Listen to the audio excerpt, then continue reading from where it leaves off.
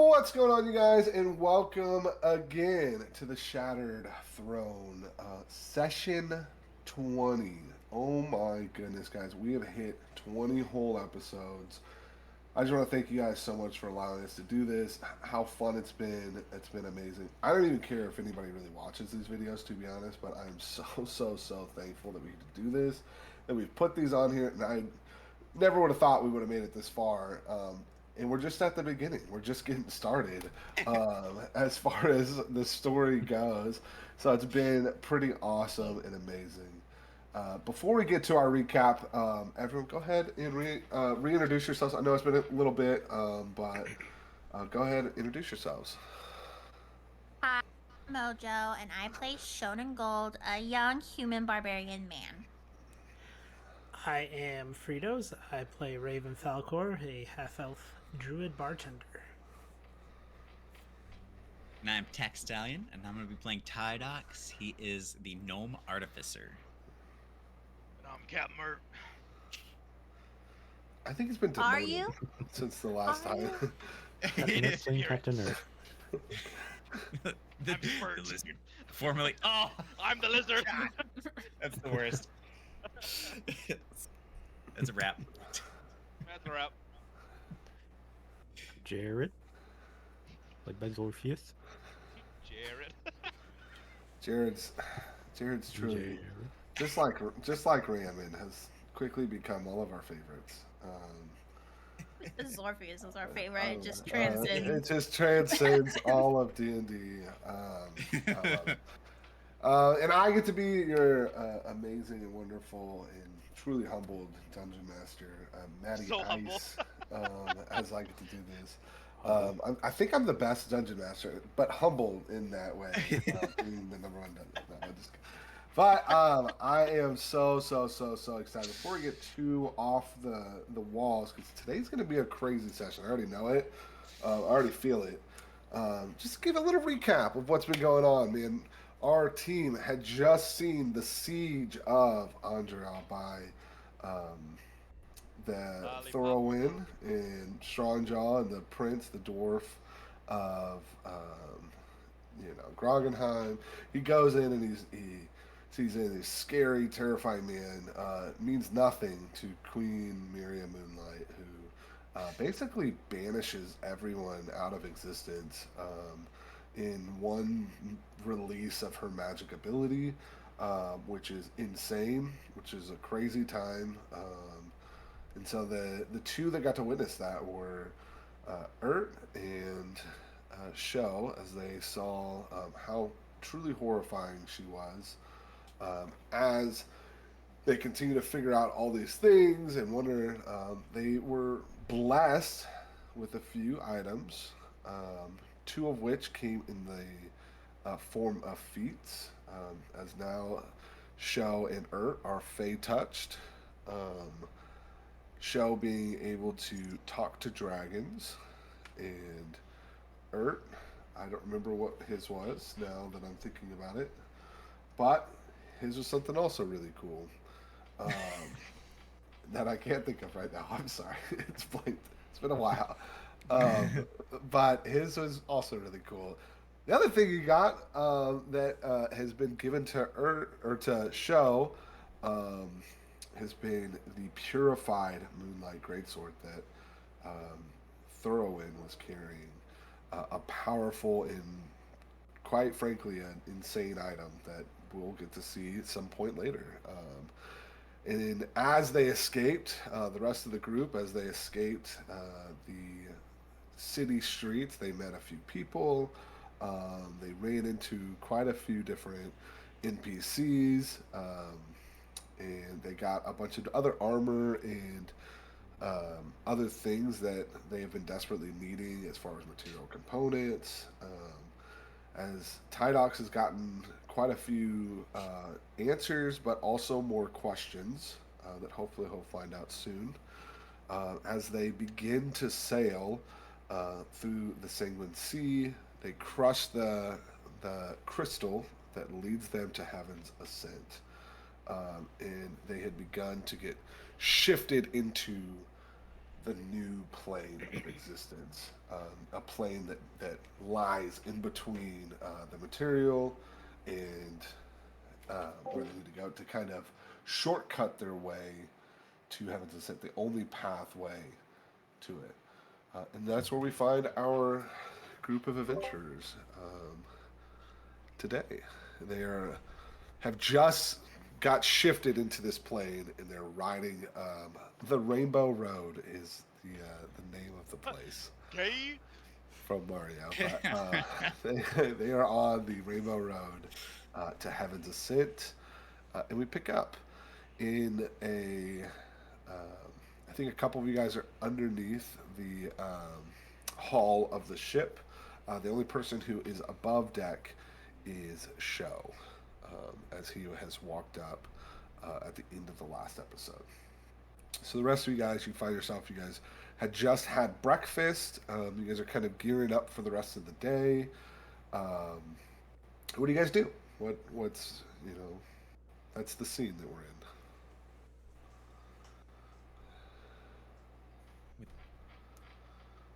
Are we headed off to? I- Are we? I don't remember. Are we set Yes. at sail to the Misty Islands or whatever? Heaven's Ascent is where you Ascent. guys are headed to. Yeah. So you guys, like I said, you guys have been in the Sanguine Sea, and then the captain had crushed the crystal into the navigational system, and it shifted you guys into a new plane of existence, so that solely focuses on going. It transcends this plane.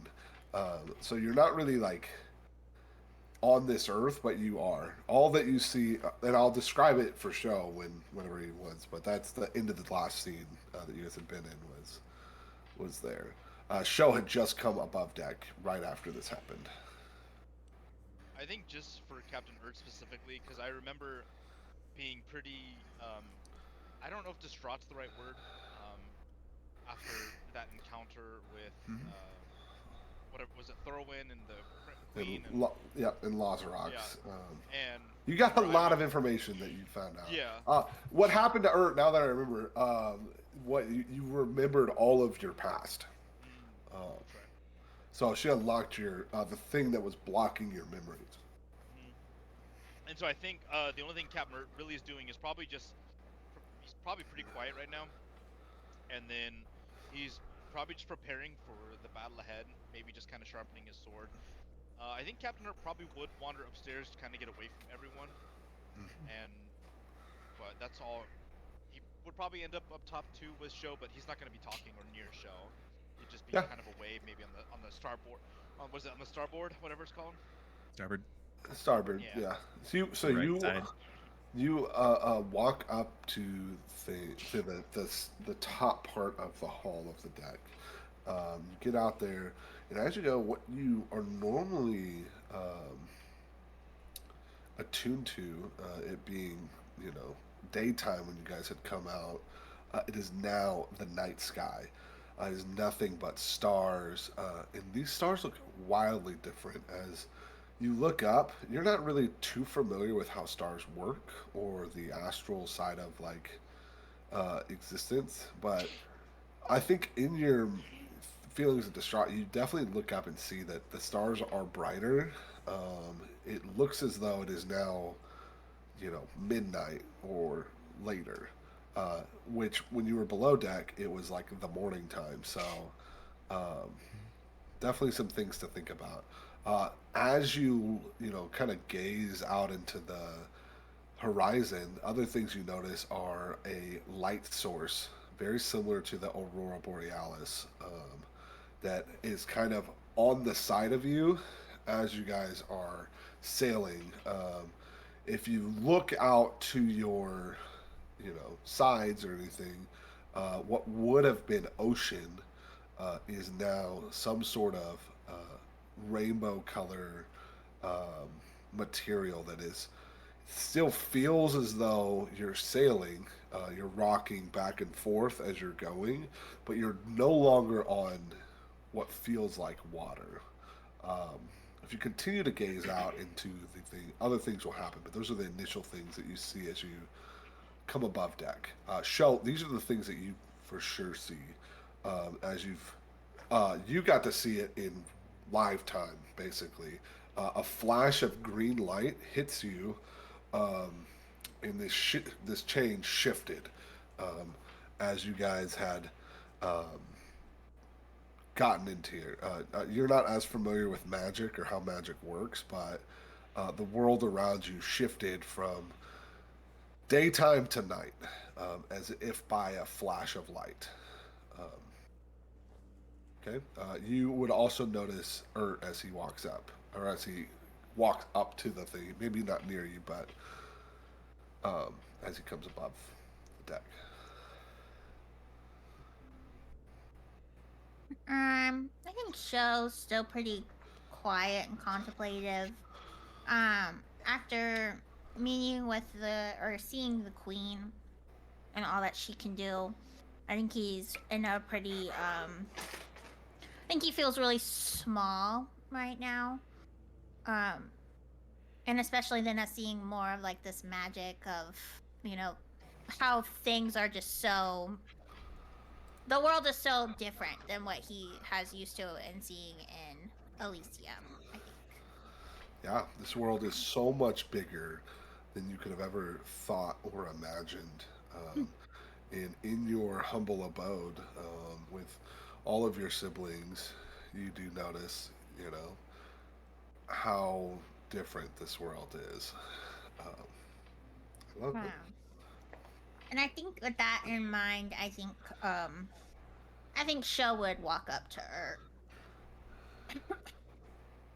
and um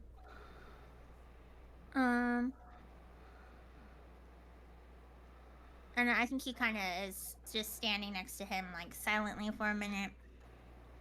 And then he's just, you know, talks and he's just like, "Well,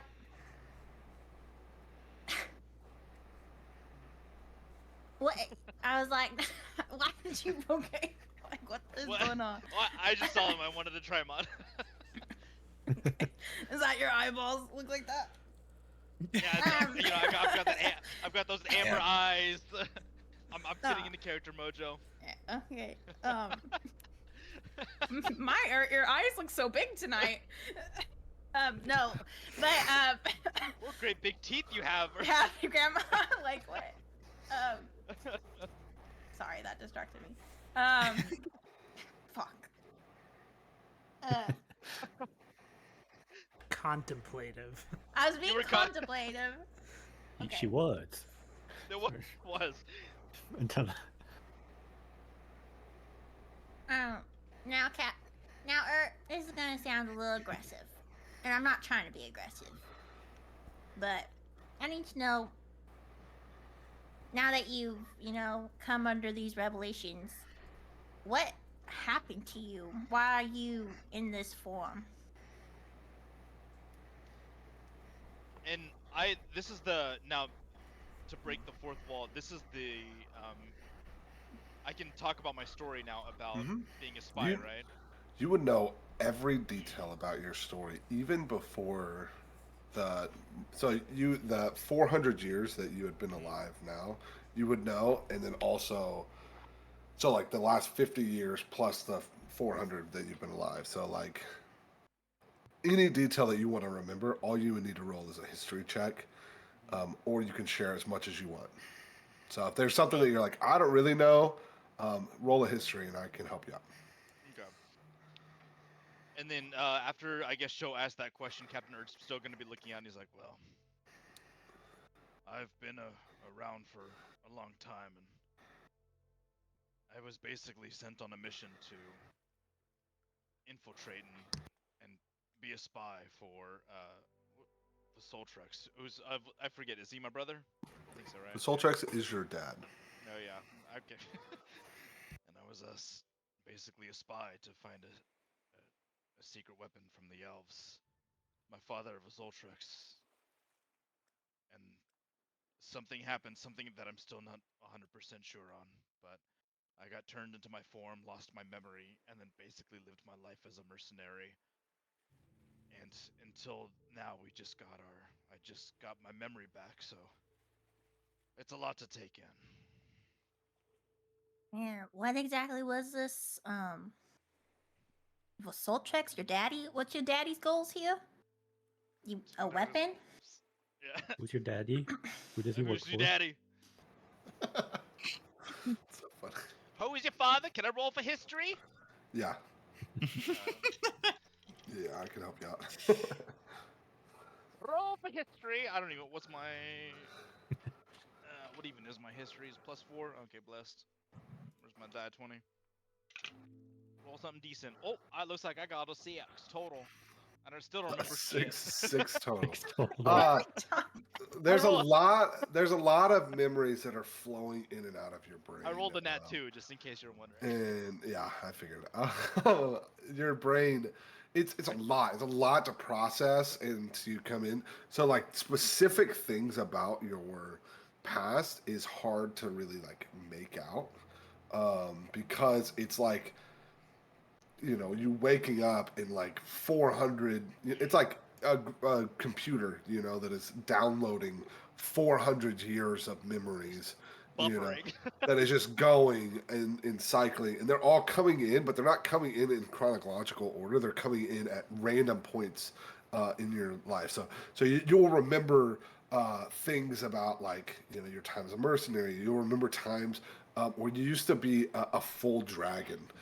So as you're sitting here, even with a 6, these are the memories that you come to your mind as you flying the skies over Groggenheim and the Strongjaw Mountain, and you remember your dad being the Crystal Drake, being this immensely powerful white dragon that had stories of, years and years and years of destruction that he had caused, and that his fire is the reason for the dwarves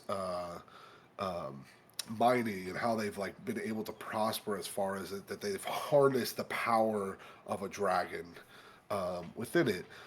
You remember, again, back to mercenary days. You're in your we'll call it a human form, and you remember that you used to have wings, but you don't remember why you don't have wings now. But even with the 6, all these memories begin to flood into your brain. What he said.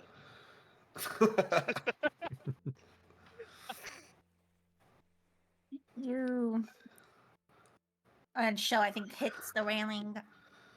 Infuriating sometimes. I don't think that's ever gonna change though. Though I'm getting kind of, you've lived for then what, 400 years? You like living for that long? I've seen lots. I've seen a lot of friends die and come and go. I've made a lot of enemies. Has the It's world changed at all in 400 years though? I mean, 400 years of this same old shit. it changes, it goes through its cycles, but it's all cyclical. It's just never ending. It's a never ending cog. You're just a cog in a wheel and you're just going and going. You have good times, you have bad times. But at the end of the day, what you really have is just who you have around you. Not much. All that tells me is you had 400 years and you squandered it then. Maybe I did, show. Maybe I did. I'm 19. 19 trips around this sun. I am sick of it. I don't know how you lasted 450 or whatever you said. That's just crazy to me. Didn't you think it was just revolting to see that queen do that? She let all those people die, and she just sat there. She could have gotten off her ass off that throne, don't you think?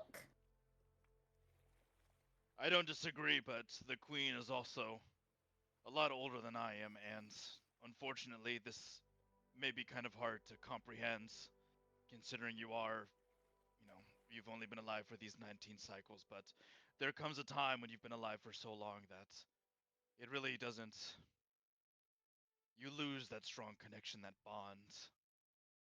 can still gain it with the friends you have close, but there comes a time where time just passes, and then it really means nothing. So I get it. I understand where the queen comes from.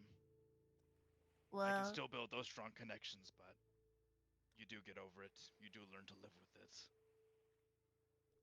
that's disgusting then. It is, show. You know? It's sad and disgusting. But like I said, time goes on, and you learn to deal with it. Why so complacent then?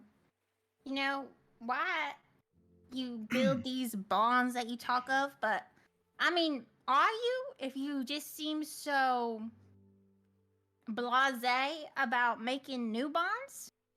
I mean, has any of this really affected you, any of this, if you're just so willing to be this fucking worm, you wingless dragon? It actually has. I've built up. I've had some very close friends show that I will remember and cherish deeply, the king being one of them. Over time, I think those bonds will fade away. I hope they don't. I really don't, show. I will do my best to cherish, and I do keep those memories with me. But time is everything. Time heals And all it's nothing. wounds. Wow. Found something right out of a Of a Fallout novel, gift card. out of a Hallmark. Um, you know, I don't think that sits very right with me. And you know, do you want to be like this? Look in yourself. Do you want to be like this? And I think at this point, after kind of hearing that, I think Captain Urge probably just gonna look down. He's gonna think for a second, and I don't know, show. I really don't. I don't want to be like this. I don't want to be uncaring. I don't want to be like that queen. I've made those connections. I've made those bonds. I want to cherish those. I am afraid that I will turn into just some laissez-faire, blasé creature, some worm. I don't want that, but I also don't know how to change that. I I think you need a new purpose. Your king is dead. So how about you make a new bond, a new forge? And I'll help you with that. Because if there's one thing I got in me, it's a lot. I'm not necessarily good, but I have a lot of passion and I have a lot of rage. I think you're missing that. So, if you want to enter maybe into a little deal with me here, I'll give you this sword that the queen gave me. Seems awful powerful. But you need to align yourself with me. Do you understand? We need to be on the same page here, same goals. Because I think this world is been run too long by people like your kind. Maybe needs to be run by my kind a little bit.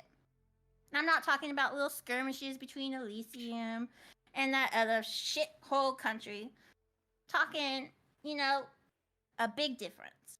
You know what I'm thinking here? Do you see the overarching goal?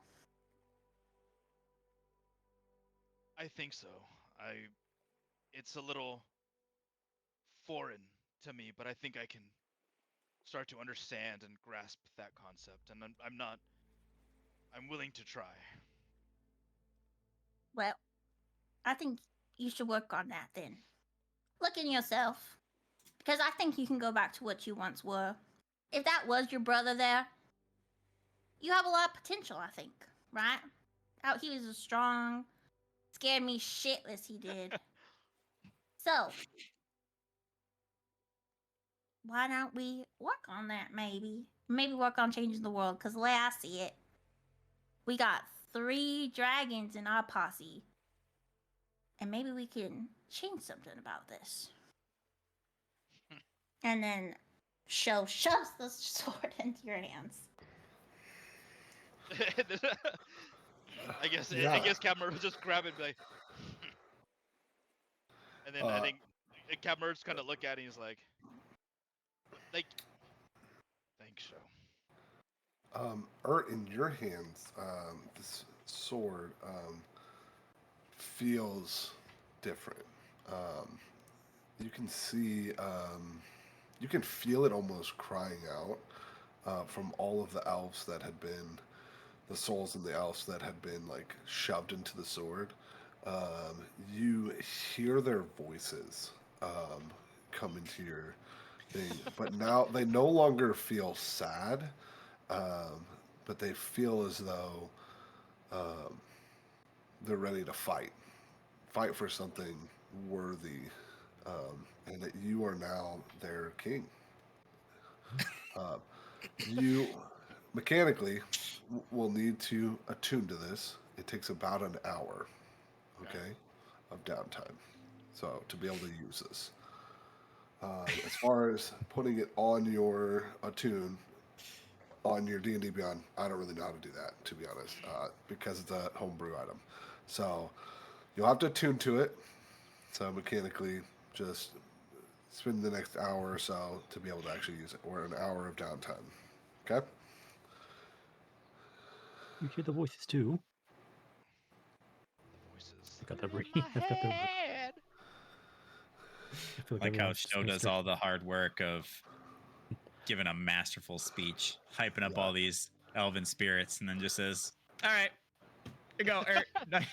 Yep. Just now. It's because of that, that because of Show's heart, the spirits became alive in there. So there is a new perk that you have unlocked with that. I didn't think you were going to unlock it so early, but it's okay. I'll just add on to more of this broken thing. But Show, with his heartfelt speech, has you've gained the ability basically to call the arms of the sword, basically. So it's to summon Lord of the Rings, Return of the King, last thing. Basically, is what the sword. All these spirits are going to come out. Basically, super cool, super broken. But I'll tell you more about the stuff later. But you now can call an army of the dead, basically, from your sword. Let's remember who gave you that sword. Yeah. I should have given it to Tydock so he could melt it down. If I swear to God, if you call an army and kill us all, And hit I will us with the haunt army. the shit out of you. All the friendly fire. There will be no rest. She will infiltrate that army. Show is going to infiltrate that army and then turn it against you. And then I will take that army. So now Show's army. It is its own magical weapon. Just floats around. It's like, Yeah. Super cool. Awesome. We'll cut from that craziness that I've continued to give you to our other three people. What else are you guys doing? Raven, Tydox, and Jared. As you guys are below deck, what are you guys doing?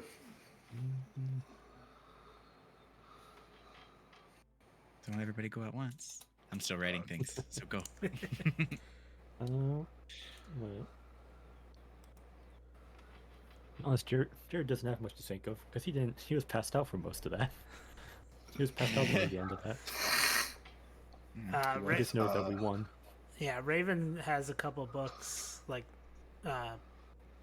alchemy type books that he got while he was in the city, and he's still kind of studying, trying to figure out, can I use my bartending skills to make some sort of elixir to kind of free us from the chain spell. That's kind of his ultimate kind of goal. So I'm just in those books right now, just sitting. Go ahead and roll me either an Arcana or a History check. They should be about the same, but you can roll either one of them. Yeah, they're the same for You me. You choose which one you want. I'll tell you different information based off of. Let's do an Arcana check. Ooh, 7. 7 total. Yeah, 7 total. Perfect. These books are really high level. Very. I mean, you are a druid, so you would know like some of the stuff that it's saying, but some of the phrasing, some of the things about it, this book is really dense, and it's very difficult for you to like really comprehend some of the magical like elements of it. You get some, you know, things about it, you know, as you're looking that, you know, some philosopher has, you know, went through all this trouble to do, you know, yada yada yada. But at, you know, even with 7, the biggest thing you notice is that magic is can be a lot of things, and that maybe somebody else would be able to like maybe interpret this, and it'd be almost better for you to, instead of spending time like really deep diving something you would have no idea, almost to find like a teacher or someone who is familiar with magic.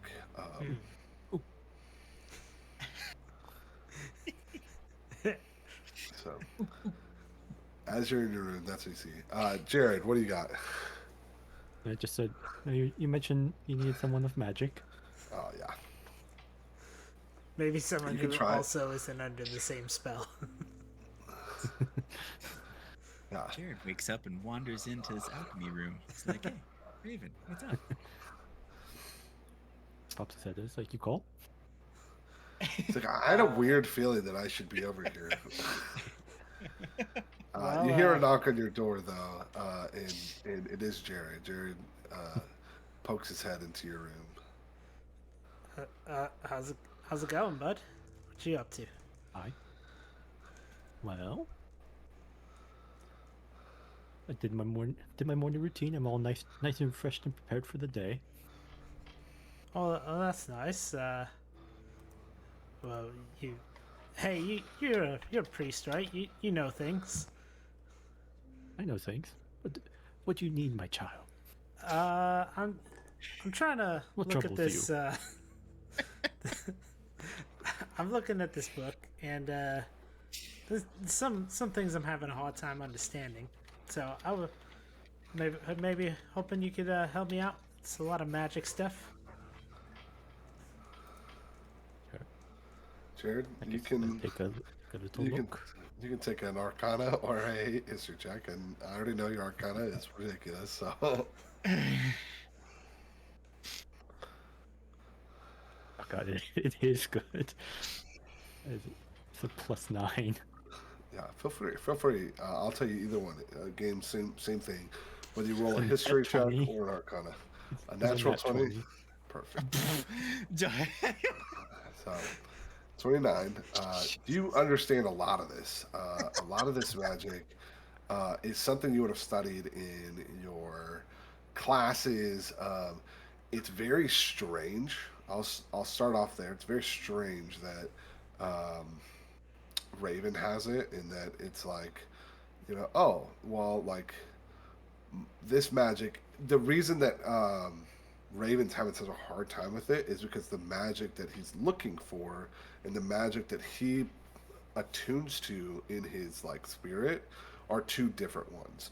The magic that Raven deals more with is nature, or magic as far as like elemental or things of that nature. The what he's reading about um, is particularly more about like divination or illusion, or you know, things of that nature, that's like more attuned to like a wizard or like a sorcerer or somebody of that nature.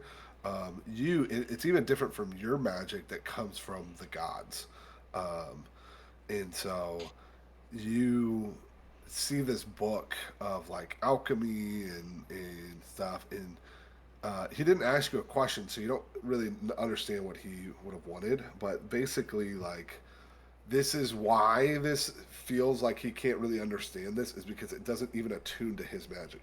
Your magic, because it's from the gods, is similar in relation, but because of your studies on your magic and how your magic really worked, and because you're more of a learned man, you're able to understand way more about this type of magic. You wouldn't be able to like use this magic if that makes sense.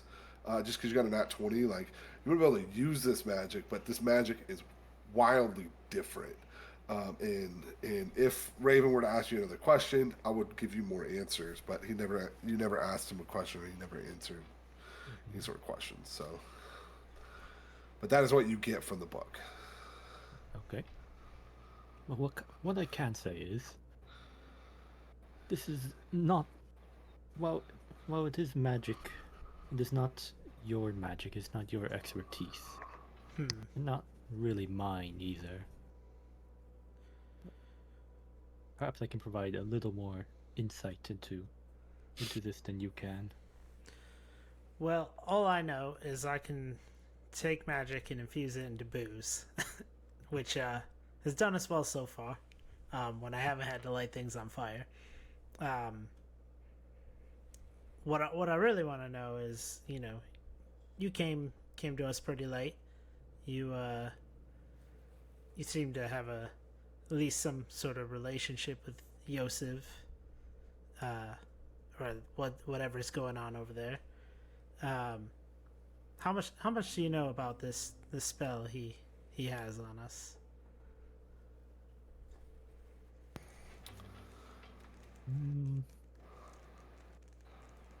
Well, I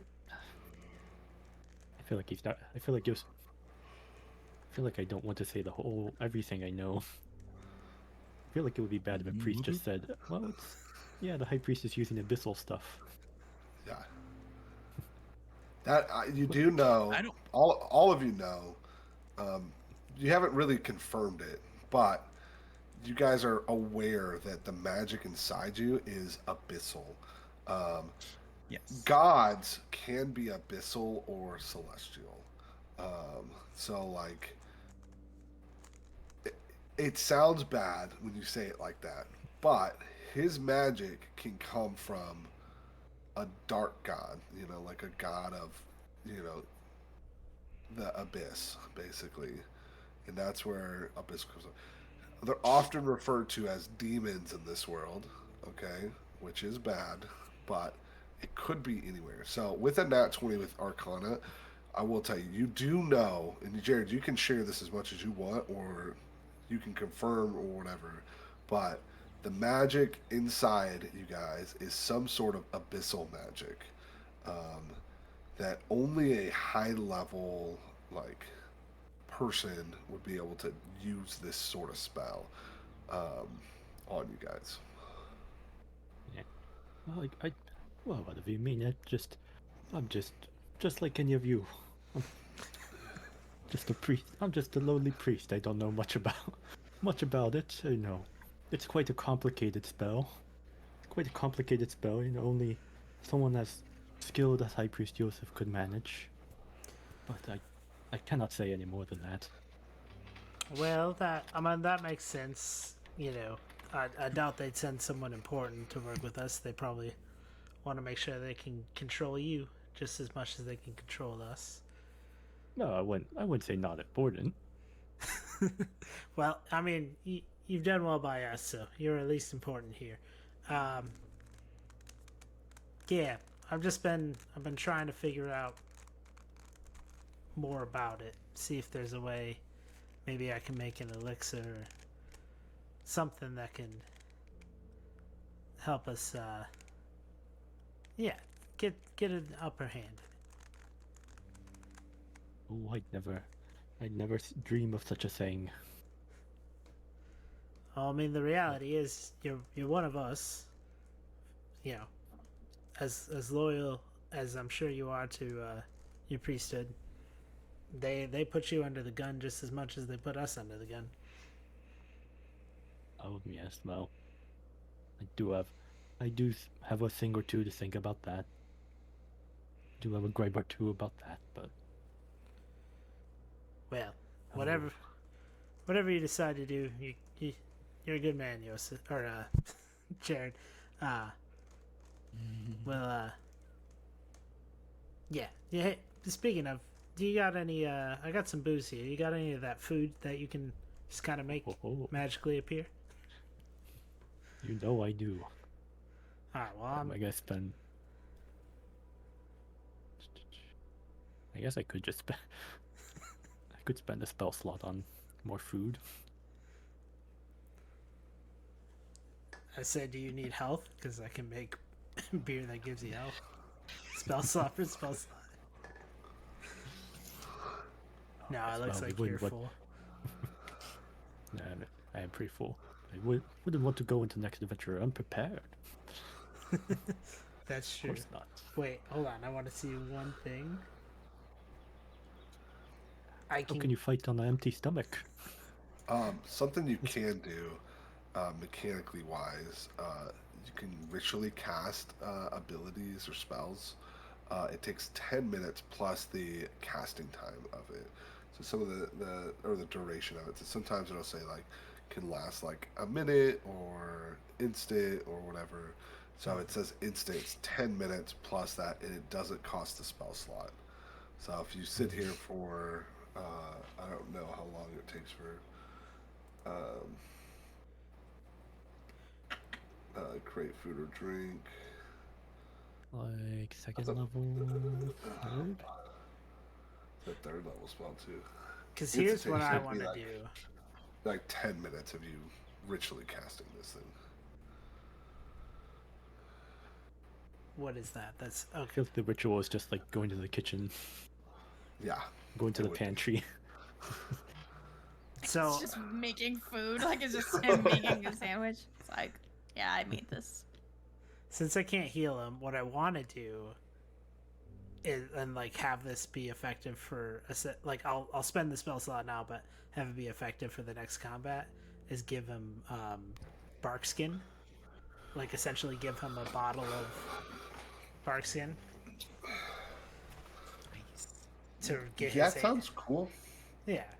Not really how that works, but because of the way you do your magic, I like that. You're able to make a drink that is essentially a potion for you. Um, to like you use the spell slot, it's already gone. As long as you do that, and Yeah. then whenever you want to use that, Jared, you have a potion, a drink, basically a bark skin, which gives you an AC no less than 16, Wow. and you're immune to certain things, which is cool. I will. I will in turn return cook some treats. Cook some treats for him, which is like an hour. Sounds lovely. I'm So starving. Delicious rhubarb sandwich or whatever. the third Or not scene, rhubarb. for an hour, this is what you guys are doing. Earth's tuned into the sword. I'll talk about that moment in a little bit. Tydox, what are you doing for your time plus an hour? A time plus an hour. Okay. It's probably all rolling into the same thing. I but, figured. We've been kind of talking yeah. about it. So. Yeah, right.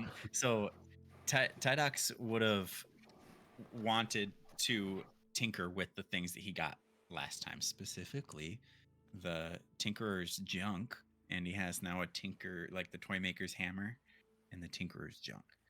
So I think last time we discussed that the blacksmith we got it from was like, I don't know what to do with this, and because he's Yep. like iron, metal, make things that are strong and hit hard, and Yep. that's not what these things are for. These things were like gears and like things of like elven or dwarven nature, very similar to the Lost Temple of Lemire, and he didn't really know what to do with them. Yeah. So So to him, it was junk. yeah, because he couldn't really, yeah.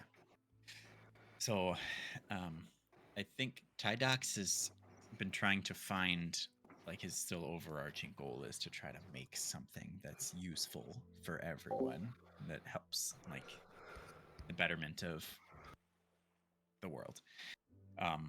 So he's got a couple of ideas rolling around, but right now, I think he's currently trying to figure out how to put these things together in a way that makes a like the bag of holding equivalent. So I think he's making like a almost like a cube that's kind of I think we talked about this last time, but it's kind of like a codex of things. So that's kind of the idea of it. You can store like things in it because it transfers it to the data, almost like a hologram to flip through it. So that's what he's working on for the longer portion. But what he's done in the short time that you guys will learn when I guess we come out is that Tidux has used, let me get the name of it, spinal. I think it's a spinal gem. Yeah, translucent gem of red, brown, or deep green, worth 100 pieces. But in this downtime, he has kind of made another knockoff Archie. So he will have another little helper that will be with him, and that was the time. I'm not entirely sure how long we've been doing this, like the downtime plus the hour. So I think making It is probably pretty much that whole time. yeah, because I don't think it would have taken him very long to make another prototype Right. of Archie. Oh, I'm gonna drop it in the chat so you guys can see what the So current Archie looks like. Good, because I'm gonna yeah, put it on the stream. he's Okay. a bit bigger, He is um, bigger. and a lot meaner in nature because of the way that Tydox is feeling right now. So, and kind of the things that has been stewing in his um, life. To be honest, has created a more of a weapon than a friendly companion. So you, as you're like, this thing comes to life, you see it, it's more of like a Komodo dragon than it is like a lizard, but a little smaller than a Komodo dragon. And it is more like an iguana than a, sorry, that's a smaller lizard. Yeah, it's more like an iguana than a lizard. And you see him has very sharp teeth, um, you know, and then whatever else you want to describe about him. But you feel your nature has been a little bit more angry and a little bit more. And as you finish this build, this thing that you normally would build for defense, you build a weapon um, that could be used for other things. But Okay. Um, I did post that for you guys. it The is very cute. That's why I had to describe it first before. yes. So, um, the idea for this thing, it is like a lizard that's got for the audio listeners, but as I wrote in there, the fin down the back is made out of like the sheet metal, and it's like heat tempering, so it's kind of got that wavy, pretty color. And then I wanted it to be more camouflagey. Like this guy is more focused on doing a task and then like not being seen, like, and maybe going along with the personality it has of just angry angst. Like he'll do it, but he's not going to be happy about it. He's not sticking around. You ask for the thing, he's going to get you the thing, and then he's peacing out. And then you're like, where did he go? Because he's got the LEDs along like the body that help him like blend in. I know it's not the same type of lizard that has camouflage as a blah blah blah, but in my mind, that's how he works. Probably more like a chameleon, A little chameleon-y, but but yes. I'm about it. He's the size of an iguana, though, which is bigger than a Yes. chameleon. So Yes. Size of an iguana. A little bit bigger than Archie. This is not the type that can like easily hide in the hair. Like yeah, he's walking on his Bit of a own. dragon. yeah, he's Maybe like walking. yeah. He's moseying. He's probably like, He's a little could sit on chunky, Earth's yeah. shoulder if he sees him. But Yeah. so that's Uh, that's what we were doing, and we were trying to come up with a way to metagaming free up some of the artificer slots, but B really use Tidoc's skills to make something that can help rather than just weapons and destruction stuff. But while making a yeah. weapon and destruction stuff. while inadvertently making another Yeah, weapon, which is it's suboptimal, but stuff that he's got to figure out with his personality and the anger that he's been building that has come from a place of hurt and a lot of things that have happened and people who are dying that he's supposed to be protecting. So, yeah. yeah. So, you guys begin to feel time has gone on. It's pretty dark in this path between paths. Um, and then out of what's seemingly nowhere, the sky itself splits again. Those who are up on the deck, you guys feel the earth shake as you basically crash back um, into the sky as you're sailing towards the thing. You hear the captain. Oi, there she blows. It's right over there. Heaven's Ascent. Ain't she a beaut? And those that are above deck, you see a small island, but a massive tower that reaches to the sky. It is so high up, it's as if um, the top of it, touches the sky. Tower of the Gods, very, very tall. The island itself has no water that touches it. So it's as if it's a floating rock in the middle of what appears to be like a circular chasm, almost like a moat, where the water flows down into this chasm. It is why you guys needed the gemstones to arrive here, because if you tried to sail here on your own, you would have fallen just straight into the abyss, never to be seen again. As you guys are flying, um, he begins to land into what looks like a city, a port, as the main kind of area. The city that you see in front of you is very ancient, but absolutely beautiful designs. Aqueducts, columns, very like think like Athens or like the Parthenon, very like stone and quartz. Next to the tower, or in the midst of the tower itself, the tower looks like it was built from a mountainside itself, as the tower reaches from the middle of the mountain all the way to the sky. It looks like on this island itself. Um, and in the midst of this town, as you guys are up on the aerial view, you can clock sort of like some ruins. The captain himself is also panicking because this far into the trip is typically seen by a dragon uh, who defends the remaining of this island. Um, you don't notice the dragon. You don't hear it anywhere.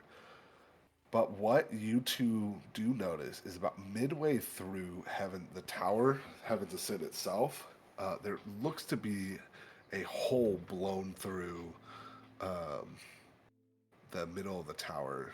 Um, and it looks like it has crumbled most of that little area, that section, about, again, midway through the tower itself.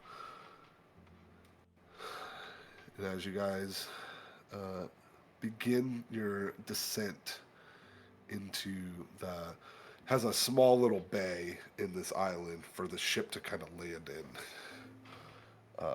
before the dock. What do you guys do? We descent to heaven's ascent. Nailed it. Yeah, good job. You caught that. Nice. I'm a huge shyness. Just in case anyone's Uh, wondering. uh, Show is going to go back downstairs. Um, and if possible, he would like to talk to Raven and Tydox separately from everybody else. Okay. Uh, Raven and Jared are together, so if you don't want Jared to be there, then Jared could be there, that's fine. I just mainly don't want the Elvish princess to be there. okay. Yep. I do. Aldara's in her own little world. I don't know if it's gonna make a difference, but I was gonna stay up top, and then I just want to see if I observe the hole that was made in Heaven's Ascent, if I can see anything. But I obviously. Yeah. Roll up perception, and I'll give you advantage. We'll move over to show, but just keep in mind what your role is. Okay. Okay. Um. Okay, focus up, boys, here for a second. Now, What's that? that girl did some shady shit back there. Are you too sure you are okay with her joining along? Because we can just leave her on this boat. I don't really rightfully care. But I'm gonna leave it up to y'all too. She's the one who did the fucked up shit to you guys.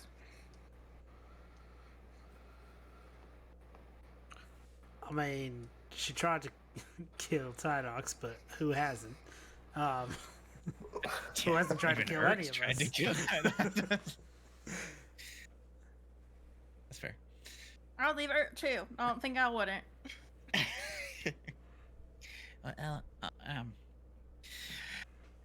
as much as I don't appreciate that behavior, she does seem to be at least somewhat useful in the interim, and you know, maybe we keep her along as long as she is useful. Until she's not, then maybe we ransom her or something a little more ominous to get the, get our dues. Sounds good to me. I think we could take her in a 5-on-1. Yeah, her mama's pretty powerful, but we'll see. Okay. I just wanted to make sure of that before. Can you get in here too? Just the five of us here. Can I hear that? Yeah. As you go, you look out at the thing. What'd you roll on your perception? I got 15. With a 15, you notice that it looks as though like some sort of explosion or something was used to like destroy it from the outside in. Thing you do recognize is that one, it wasn't a dragon that did it. Okay, it looks though something man-made, but it is ominously in the back of your head that all this talk about a dragon was, watching this place, and there's no sign of a dragon right now. As you go downstairs, that's the What I thing saw. that is lingering in the back of your head. Yeah. I might say something, but I'm gonna see since I just saw it. I'm gonna go down the show first, and then I haven't said anything yet. I just observed that. Okay. Well, boys, seen some things now, and I think I've been thinking too small. You know, resolving a lot of things with my punches, my fists, and I just think we might want to keep in mind that let's try to talk to this dragon first before we get into a scuffle with it. Did you see the dragon while you were up there? Arithidiem? I Using actually. government names now? I know. I was like, Yeah. who's Yeah. that? Ertz, but like it's just not good, man. It's peak name. Actually, when I was up there, I saw something that was a little odd. Just from what I could see, there's a giant hole in the tower, and it looks like it's coming from the outside going in, but it doesn't look anything like something that a dragon would have made. It looks man-made, and I don't see any signs of a dragon anywhere. Dragon flame isn't hot enough to melt through the tower like that. It can't mount steel beams. Oh God. They're watching us for sure. It's one way to up the ratings. So you think somebody's been here first, then, basically? I can't tell how. Wait, could I tell how old the that damage was? Was I able to tell? Deduce? It looks like it is newer. Okay. Based off of what I was able to tell, it doesn't look particularly old. I don't know. Something's off. I don't know if somebody was just here before, but that's definitely not an old hole that was in that tower. So. Oh joy. Possible. Well, I mean, as to be expected, I guess, with us. So, expect to fight, but let's try not to fight the dragon, okay? I can now speak Draconic, so we don't have to leave that up to Urt anymore. And if it matters, I also speak Draconic. Just that's so that good Urt's to know. at least 3 down the line. That's good to know, Paradox. And your dragon also that's on your shoulders. You know, Yeah. you say draconic, and he nuzzles his head at your chin. And he's like, I know you speak Draconic, but you don't speak Common. That's why, we're in this predicament. I would put you third in line, except you don't know the other way, but we can maybe work on teaching you that. I don't know everything about dragons yet. This is a new territory for me, but I'm doing my best here.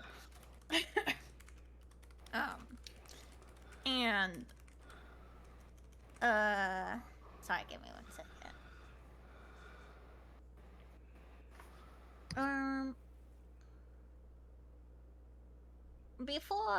Is everybody ready? First of all, has everybody rested? Are you rested and ready? Cool. We long rested, I think, last session, but I just want to make sure everybody has. Yeah. You're good. I think so. I mean, I would imagine. Everyone should have Right? taken a long rest. Yeah. Okay. If you didn't, go ahead and take a long rest. We have learned from our past mistakes. I just wanted to get. That was not what I was gonna say. I just wanted to get that out of the way though before I got too far into this. Love it. As I said, I've seen some things. That girl's mama out there, she could have laid waste to that entire army before it even touched foot in Ondario. And that dwarven man, he's conquered a dragon. And I just think that maybe I've been thinking too small here. But the only thing that I know that I have seen as we've gone out and about is that none of these people are good people or people that I want to fight for. So, I think maybe if you guys are willing, I want to try something a little bit different. So, I've counted now that we have 3 dragons. Granted, one of them is Urt. So, be that as it may, and the other 2 are babies. But I think we maybe have a chance to talk to this other dragon. So, just keep that in mind as we go about this. Happy So, to be on if its you're good with side. me, yeah, exactly, right? We don't need to. I won't come out swinging. That might be a little bit different than what we're used to. So, just wanted to let you know in case you guys thought I was out of character a bit here. So, if that sounds I'm all very right to you. excited to see Cho turning over this new feather in the captain's hat.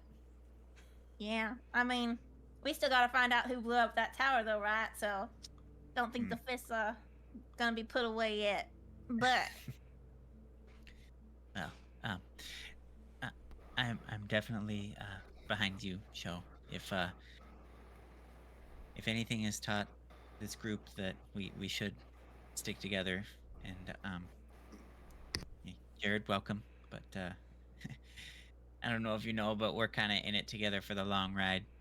So I want to say thanks for prioritizing us, Joe, and um, keeping us in line when we need to be, and giving us the option of what to do with the princess up there. But I don't think unnecessary blood needs to be spilled on that front. Could always use her as a ransom, though. Right. And I mean, That we've is already just killed her hinting at once the fact. before, so. Right. Yeah, That we're actually good. just hinting at the fact, like we could though. Might Well, not we be can the use best her as tactical food option for the now. dragon. You see, you hear Aldara in the background, just like start to move, and then like you hear her, like coming towards you guys, or like just like super excited. She's like, "Oh, guys, hi, we're here. It's so nice to see ya." Oh, yeah, nice to see you too, princess. I got lovely Is rest. it It's been awesome. Oh, I know we've had our differences, but I, I'm really excited for the new step that we're going to be taking here. well, I'm sure pleased as punch that you are excited. Because Perfect. Well, that's all that we live for is making sure that you, royalty, are just excited and willing to live life. yay! I'm glad we're on the same page. um, well, okay. Boys, you guys got anything else you want to go over before we hunker down and do this? I think.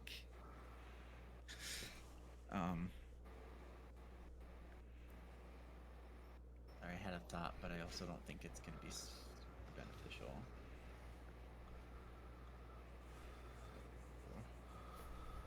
Okay, It's fair. Go ahead. You think I don't about know. it? Did I name the baby dragon? I can't remember if I named him. I do not think so. Um, Okay. if you did, I do not remember the baby dragon's name. I don't think I named him either. So I think you had talked about naming him, but I don't think you've given him a name yet. Okay. Okay. And Show pulls up the baby dragon, like like Simba. the baboon and Simba, For Fiki. Rafiki and Simba, Heart. and he's like, everybody in my family is named after oranges. Why? I don't know. We farm wheat, but I will keep this tradition alive, and I will name you Moro after the blood oranges, because you look kind of like it a little bit, sort of. And then he pats him. Yeah, like a when you're holding like a cat and it's like slinks down Uh-huh. and is super long and kind of gross. You say would you say Moro? Moro, yeah. Moro. He likes that name. He blows fire into the sky and it swirls into a an orange, like a ball, basically. Okay. He doesn't know what an orange is, but it's like a ball, uh, symbolizing he has accepted the name Moro. Perfect. And he Oh, goes to talk to you in Draconic for the first time after you call him by his name. He looks at you and he says, "Master," you know. Blaster! Blaster! Actually, you don't need to. he says "mommy." Actually, is what he really says. I Sorry. was like, you don't need to call me master. He calls you "mommy," Mommy. Mommy! I was like, which damn. feels weird saying out loud Yeah. to Mojo, who is a Who's- girl. Yeah, being a boy. But just like, I'm glad you like it, little guy. Yeah, he My- says "mommy" basically, like because he's a baby, and that's his first words. And then I just like kind of hold him around, and I'm like, well, look at all these people in this room, and remember that they're your family too, and you gotta protect them just as well. You see him bellow up his chest and then breathe fire even bigger. But he looks as though he's powerful in his, flames out his like wings as he goes, and he breathes a large fire into the air. And then more that dragon right there. His name's Arithadean. And you take everything he says with a grain of salt, okay? And then show is done. He nods. Moro nods at you. Uh, Also, he's an ice dragon, so I think you'd think he's icky anyways. He's icky. It's fair. So you guys head up to the top of the deck, to begin your leave onto the island itself. Before you go, the captain, saying bye. He's holding on to the princess's like hand and begging her not to go, basically. And she is like, no, there's something for me here. I have to see it. And it's the only real words you really catch from it. And the captain, after she gallivants off to the dock, the captain goes up to you, Show, and says, "Oi, please keep an eye on her. She's young, but she's thinks she knows all of it, but she really doesn't. He's only 200 years old. She is 200 years old, yeah, but she's very old, but young and elf. So he's like, please, she's good. She's a good lass. She is. As far as your journey home, I'm sure you'll find a way, but I can't stay here. So Belle kind of claps him on the back and is like, well, she needs to grow up someday, but we'll take it and keep an eye out for her. And it's like, he's kind of like, I think, like, jumps off the ship, and he's like, we've always had to find our own way back, so nothing we aren't used to. Thanks, though. He kind of, sings off. you take a little dinghy basically to the dock, all of you guys, and then you see the boat basically fly back up into the sky and disappear into the ethereal plane. So, or the astral plane actually is where he goes. But yeah, so you see him disappear, and then you guys are left rowing the dinghy to the dock itself. As you guys are going, from this vantage point, most of what you see is that the city has long since been abandoned. That it used to be a thriving, beautiful city that looks like it's, is straight out of like Greek mythology. I know you guys are character-wise know what Greek mythology is, but like you as players like think God of War, 1, 2, 3, like the early ones, and very beautiful Sparta, Athens, like, vibe as you're like rolling up to this city. The only difference is that most of the like stone is now, you see vegetation has now like begun to win over the civilization. That's how long it's been since this place has been abandoned. The stone itself is cracked, and some of the buildings itself have fallen over.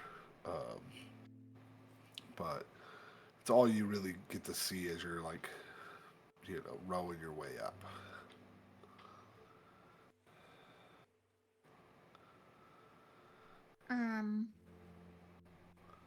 Does anybody who's maybe a bit more perceptive or smarter want to roll something for something? Something To maybe for see something or hear something? I'll look around. Okay. I got +5. As you guys are rolling up, Raven, you get to see or hear depending on what you roll. 21 total. 21 total. Okay. So as you guys are going up, the sound of the ocean really is like almost deafening this whole place. It's very loud as this little bay in the whirlwind of the waterfalls that are like falling into the abyss. Um, from both sides as the bay is still like falling, but it's this floating island. Um, it's very loud as you guys are going. But as you focus in on your elven ears, your elven instincts, this place feels strangely familiar to you, specifically. Um, for some reason, you feel like you're actually from this place. Uh, Maybe as a kid, you know, you grew up somewhere else, but the origins of your story, for whatever reason, feels familiar here. As you get closer and closer, you feel like, oh, like my dad may have brought me here. He may have been stationed here. He may have spent tons of time here. Uh, that this place feels familiar in that sense as you're like looking around to you specifically. Um, Noises that you hear or don't hear, it's probably the more important one is that you don't hear is any sort of sound of dragon. Um, you don't hear the screeching, and the biggest thing that you guys were told is that there's a dragon that roams this place, and you should be on the lookout for it because it is will kill you. So everyone has told you that that's the biggest thing that you need to worry about, and with the 21, you are strange, even more so in tune with the idea that there is no dragon here. Hey, show. You ever been somewhere? You ever smelled a candle that takes you back? Uh, not a candle, but maybe deja vu. Like when we were fucking around in the fucking uh when we met Doc now. Do you remember that? That was weird. Yeah. I did I, out of it. Never sell out of it. You all right over there, Tylox? He's just mumbling. Handle. um, yeah, just this place seems awfully familiar. Like, I feel like I've been here before, but I can't put my tongue on it. Well, now I am gonna say it. If the DM allows, Tydox was gonna be mumbling and roll for a history check to see if he could just spew information. He has a plus 11, and he rolled a nat 20 for a total of 31. If we want to just vomit information, if not, I can roll another one. Typically, I would like you to ask. Yeah. This goes for everybody. I'd like you to ask before you roll anything. That's fair. I can roll another one. However, especially so it sucks because it's like a nat 20, but I feel okay. like I have to be that guy. That's fine. That's okay. Even if it wasn't, I'm so sorry because that's really sick. I will let you roll again if you would like to roll a history on if this place is familiar or not. As they're talking about it. Yeah. That is certainly allowed, but please, this goes for everybody, not just Tidehawks, but please ask me before you roll. If so this is when Raven asks if he has any, I don't know why this is familiar kind of thing. Okay, so that's a 19 plus 11. Okay, so it's not, but it's not a nat 20. Okay, it's still pretty good. 30. Okay, my bad. 30 over a 31. Sorry. Nat 20s in rolls like this aren't even. They're just like the best possible thing that you can get for Tydox's information to know. Yeah, just like these are the things. He's lived a long time. He's been around. Just a lot of people. A lot of people think nat 20s are like automatic successes, but no, it's just the best possible outcome in that scenario. Right. With a 30 in history, you are very familiar with this area. That there was a town here, a thriving village of people that was once talked about with beautiful architecture, beautiful aqueducts, and how wonderful this place was, and it was held by a ton of elves, but it was a kind of a safe haven between Elysium and Andriel. So like humans weren't necessarily allowed to be here, um, but this was like this town especially was like the furthest they were allowed to come into. So humans themselves like could stay here in this town if they were granted permission to come to this place. Again, how to get to this place is convoluted and very difficult, you know. But those select few that were able to come here to be in this safe haven, um, you remember all sorts of things about that. You know, so most of this town is like, you know, long since abandoned since then. But, uh, you know, the story that Raven could have been here uh, is at least logically makes sense. Um, Especially as a child, that his dad maybe was reminiscing on this place. He probably didn't live here, at least for like a long period of time. Um, but he was born here, or could have been born here.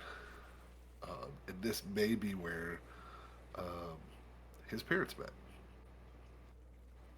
and how his And parents have met, being human and elves. yeah, so uh, that's what I would have started to convey. Like this town used to be very special in the fact that no humans were really allowed to be in here without expressed permission. Um, so being half elf but also half human, then it would narrow down the pool of who your mother could have been. I guess if you think you have been here before, if that's a memory for you.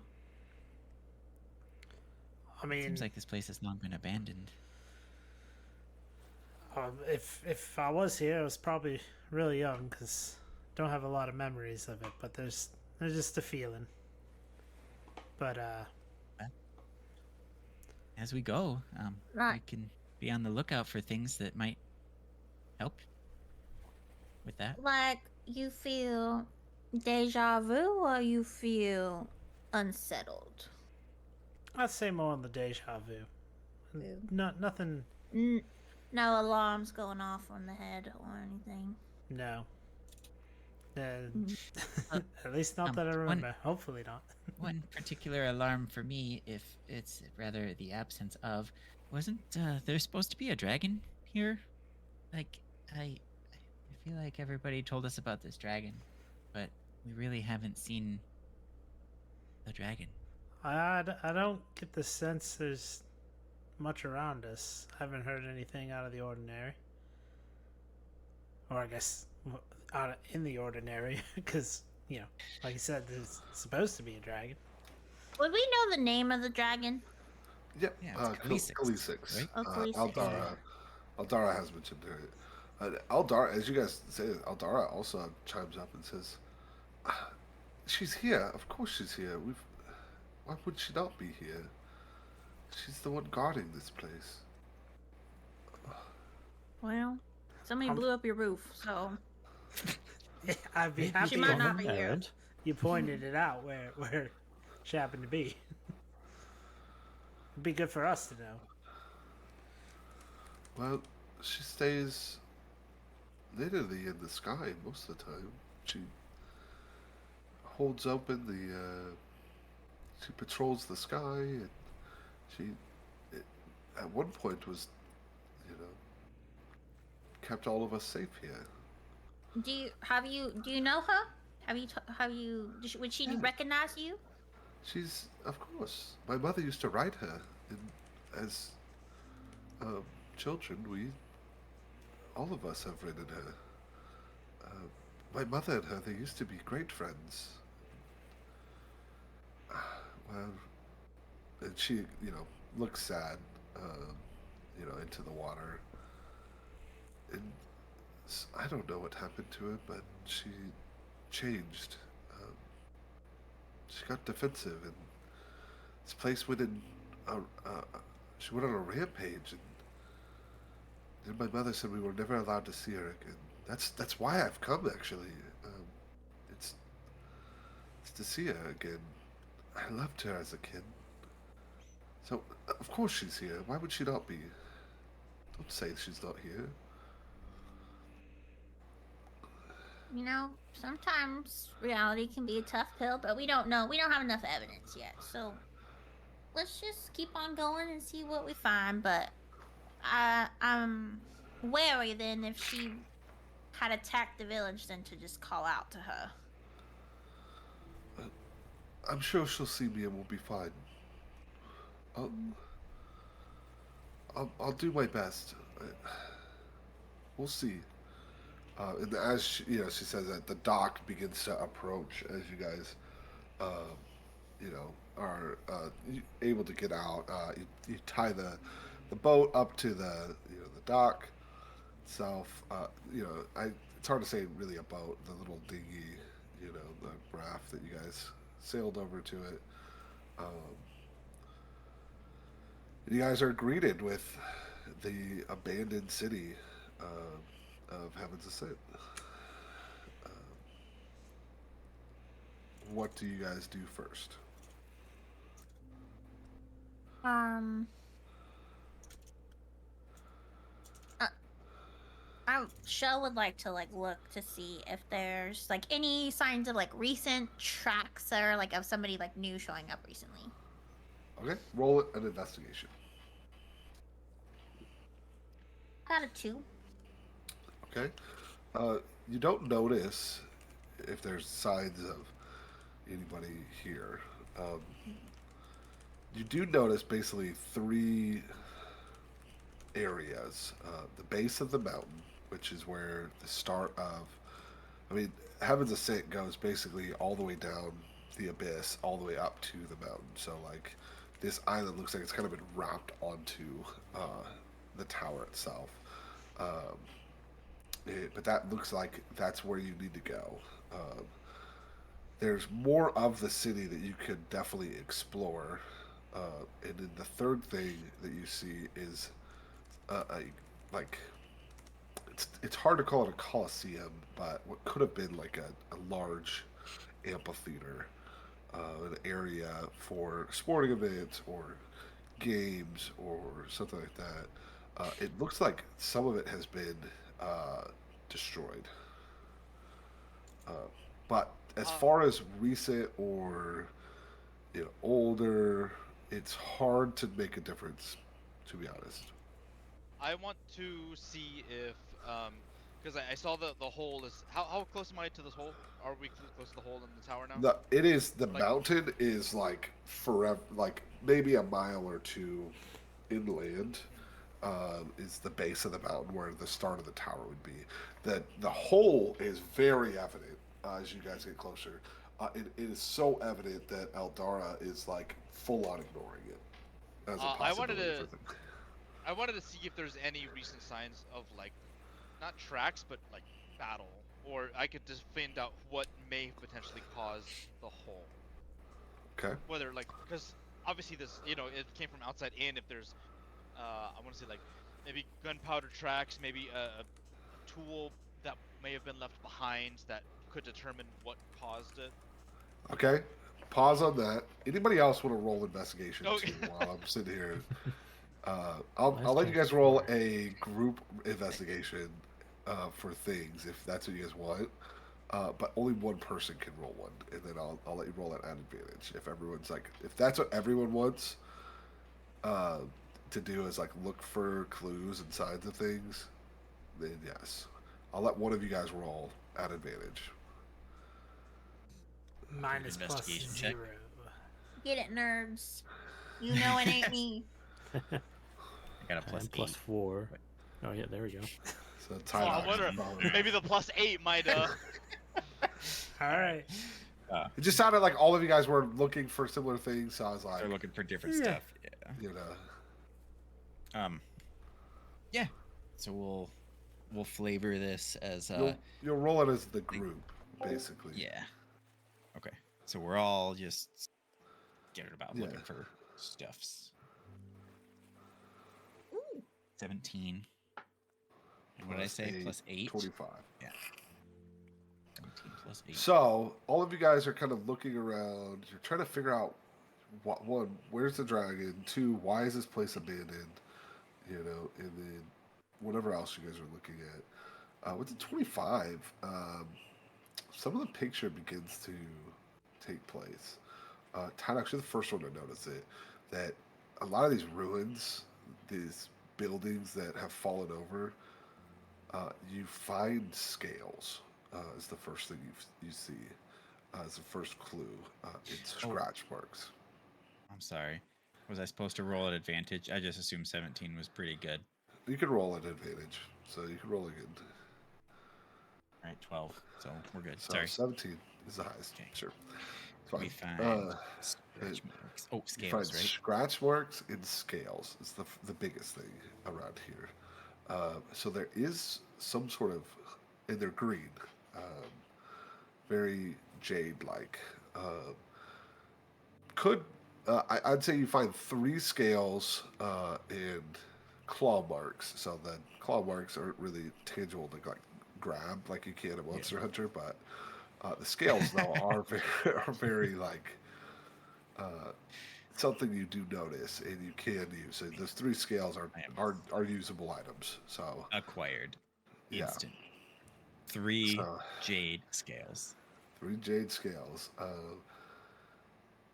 And then the thing you notice the most is that there are building. I mean, you especially being like an engineer, like a builder, a tinker, like the building itself, there looks to be like some sort of battle or something fell in this area, and it leads closer to the Colosseum. As you're looking around, some other things you notice is that there was, you know, battle as things like broken spears, like things like that nature of items. Looks like ropes that have been cut, spears that have been broken, and bloodied. And the blood looks somewhat fresh, at least in the last like couple days, fresh. Um, like you guys had maybe have just missed whatever had happened here. Those lead closer towards the tower itself. Okay, so those are your kind of 2 options of places to go. So the battle leads that way. The scales and claw marks lead towards the Colosseum.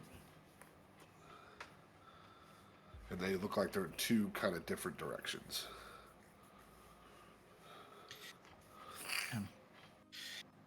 Well, Tydox the only one that notices this? Or are we all No, I think kinda it's a do, group right? thing. Okay. It's a group thing, so you guys all kind of. Tydox is the one who notices the clues, but you guys all kind of begin to see the picture together. That's how a group role works. Yeah. so it would paint the picture that we could go towards the tower and investigate what type of battle may have ensued, or if we want to follow what looks to be Kalisik's markings based on these 3 jade scales, we would have to go towards the Colosseum. Which, I guess, which path do we choose to explore first? Talk with the Well- dragon, or head into battle potentially? Well, we don't really know what shape the dragon might be in, if she's pissed or angry, and I feel like it might be smarter if we go towards the tower to find out what actually happened, and maybe we can determine afterwards, but that's my thoughts on it. Hmm. He's muted. My only fear with going towards the battle is if we run into a fight and then dragon decides to guard the tower and we're sandwiched between two bad things.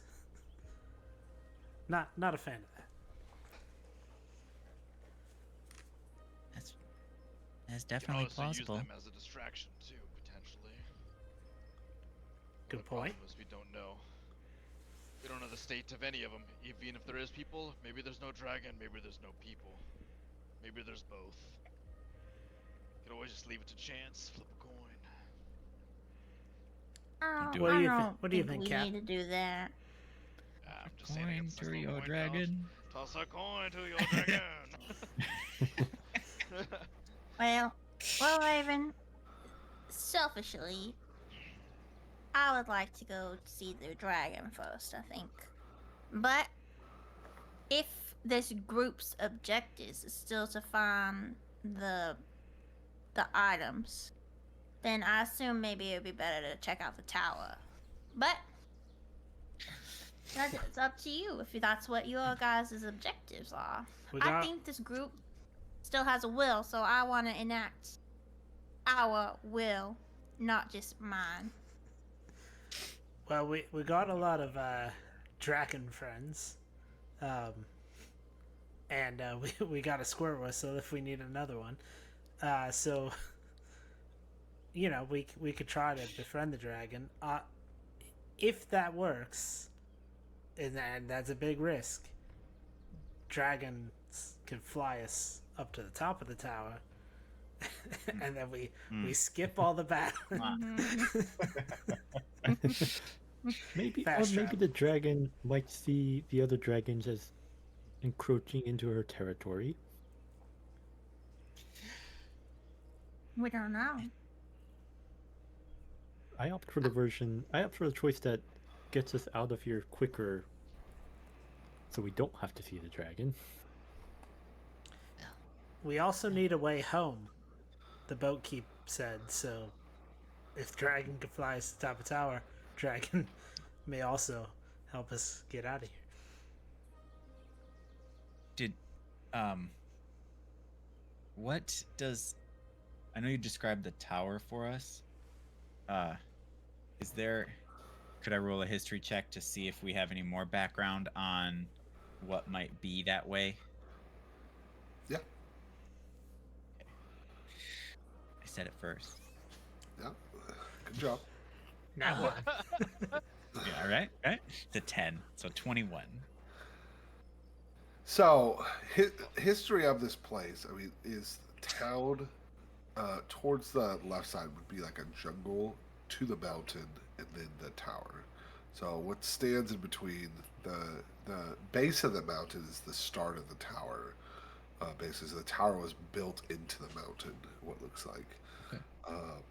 There's a jungle that leads you there, so you'd have to cross like a jungle to get there. As far as that being towards the tower, that's what you would look at. Towards the Colosseum, it's a little bit lighter of a place, and it's more civilization. So like the route towards the Colosseum is pretty much just a straight shot as far as like the road and like the journey goes. So it'd be a little bit easier to go to the Colosseum for sure. You'd have to trek through an entire jungle and try not to get lost to get to the mountain. I mean, seeing the tower itself is pretty easy to kind of like see, but the pathway towards the tower is definitely more dangerous if you would think about it that way. Okay, but I think Tydox would have been more interested in like if he knows anything about the tower and what we would find if we got there. The tower itself is known to be a place of infinite knowledge that is archived by the elves themselves. There's a group of elves who have all sorts of magical arcane knowledge, who have run the tower for hundreds of years, known as the White Ravens. So they basically are There's five elven scholars basically who have like kept order for the Heavens Ascent. The biggest thing about the tower itself is that it's a school, infinite knowledge. The library there would be immaculate. Um, Tydox, your history check still with 21. You also remember the orb, um, the power that you had with it that you had put into the sword that you still have not given to Ert. Give it back to him.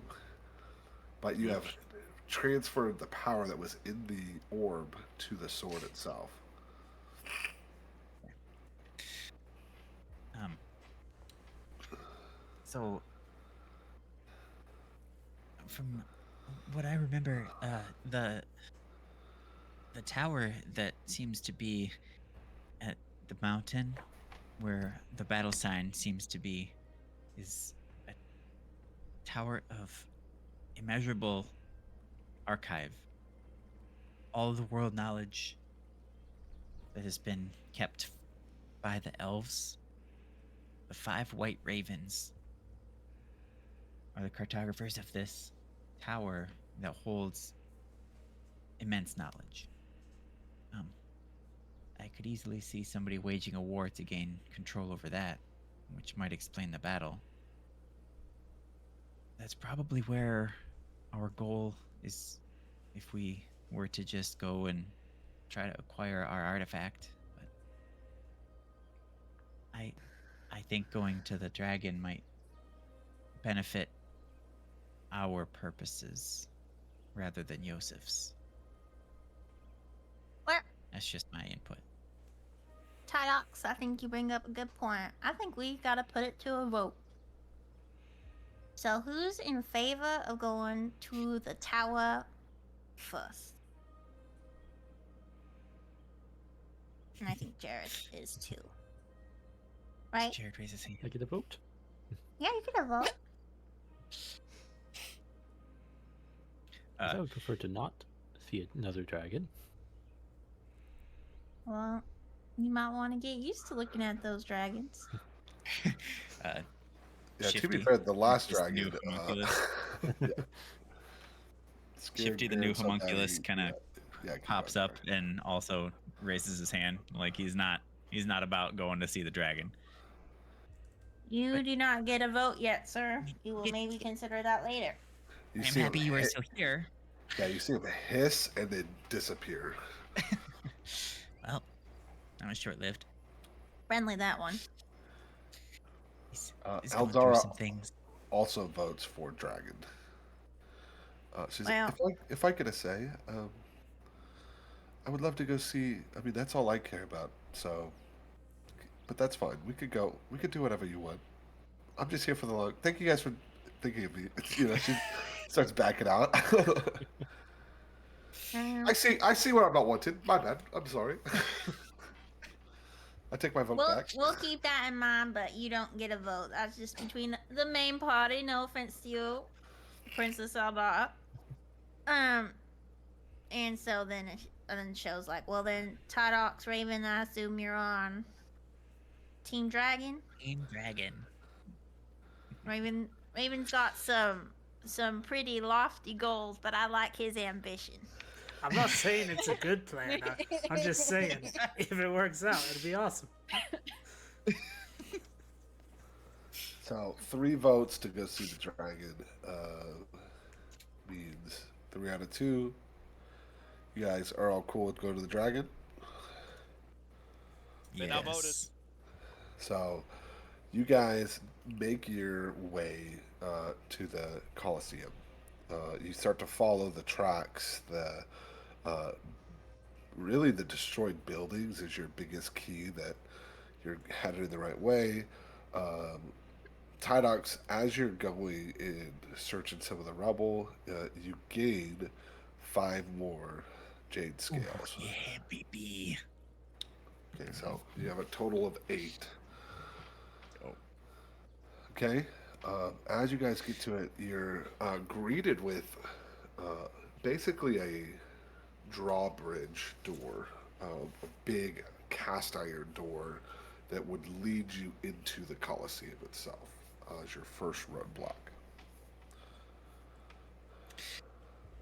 Well, what is it? Wait, sorry. What was it again? Two big cast iron doors Oh, okay.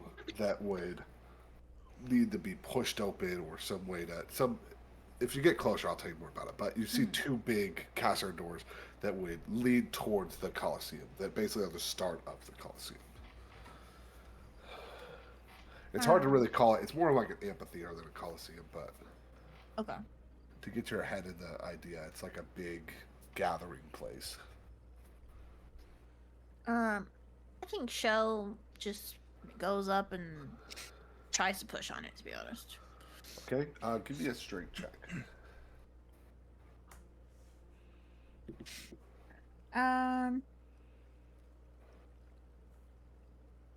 15 total. With a 15, you push extremely hard on this thing. It's like you're pushing on a pull door. You know? So, like, you feel like nothing has happened, basically. And I try pulling instead of pushing. You try pulling on it. Is Nothing it the same happened. result? Okay. Yeah, same result. Oh. It is basically it's that feeling as though like it doesn't budge, but as you go to pull it after pushing it, you hear a mechanism as if it's locked, basically like some sort of trick to like basically. Well, I'm gonna tap myself out for this one, boys. I think this is on the smarter people in this party to deal with. I think brute force is not gonna work for this. Well, before we go too far, if I remember in our journey over here when we had a moment that was totally planned and not just off the cuff right now, not metagaming at all. Ert, I think you might have used your sword last time to open a door, and when you were running through the city, maybe try it again. And gives back the sword that has the orb in it. I mean, I can certainly try it, and then I'll grab it, and then, like what I did last time, I just tapped the door to see if it would open. Can I try the same thing? Yeah, let's do a straight luck check. Okay. Oh my God. Love the luck check. I feel that. Show is just standing in the background. He's like, "Well, this is not what I meant," but Oh fuck! I don't know, but I can. Tydox whispers like, What's the chances of it working twice, though? with him it might be kind of high. I don't know. I rolled That's a. I think that's a 18. That is. I rolled a 18. Don't give it to him. Don't give it to him. Give it to me. No, Give it to me. I no. rolled an 18. I rolled an 18. That's crazy. So with these luck checks, this is just for you guys as knowledge. With these luck checks, I pick a number and you have to hit that number. Okay, so it's not like a D20; it's just a random number within that. And I kid you not, the number that I wrote down was 18. fuck me. You're such a Jesus Christ. Oh, I kid you not. I have more of an elaborate plan for this stupid thing. And I'm like, what's the chances that it, not just to hit a nat 20, like if you hit a nat 20, it would be like, that's cool. That wasn't the number that I was looking at. So it's even more randomness that goes into these like rolls than it happens. And the fact that you hit it twice out of these things is so ridiculous that it makes me so mad. And, you know, part of me wants to be like, let me just lie and be like, nah, it's whatever. But I literally wrote down quickie. You know, you should just give up mercenary work altogether and become a thief. I think. Sorry. Just go I just around gamble. tapping doors. Just tap on doors. You let yourself in anywhere. Fucking It makes me so mad. Tydox's jaw is on the fucking floor. And he's just like questioning all of his own knowledge of how shit works. Like He walks over with the sword. He's like tapping on it. He like, part of it like slides over a little bit, and like he actually hooks onto like the cast iron, like the little circle thing, and it's just enough movement that the mechanism itself, for whatever reason, is like, Yeah, I got you, fam. sure, this works. Totally unsatisfying, but he opens the door.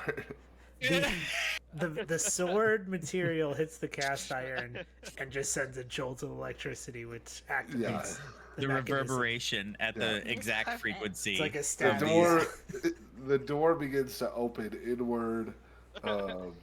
As you walk, through the door, you see an elaborate system of objects and things that could have been a really fun puzzle. No, we don't like those here. Jesus Christ! Skips like right past it. So something else. I won't tell you. Actually, never mind. It's fine. Remember, the sword now has the ability of the orb. I will tell you that. The blinky orb, right? The blinky orb. Yeah. Yeah. Is the sword blinking? The sword is most notably not blinking, but the orb had been blinking as you guys had gotten close to Heaven's Ascent the last time. Yeah. Can More pieces to the puzzle. The orb is would it satisfy the courts if Tyducks wanted to take a moment to try to investigate how the fuck he did that with such an elaborate door to see maybe if he can figure out how the door actually works?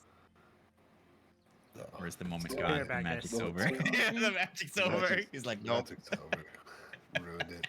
You see that there's 3 locks, all in a winding path. One is an S, the other's a T, the other is in a V shape, and it just so happened that he moved everything in the right way. That With a tap. A little. No, the last person, like on a combination lock, they just changed like one number, One like number, yeah. and then when he had tapped it, it just was that, just one moved it back into place. Jeez. ruined it, but it's okay. You guys walk into it's a dark coliseum, I keep saying coliseum, but dark little like area, this circular rotunda.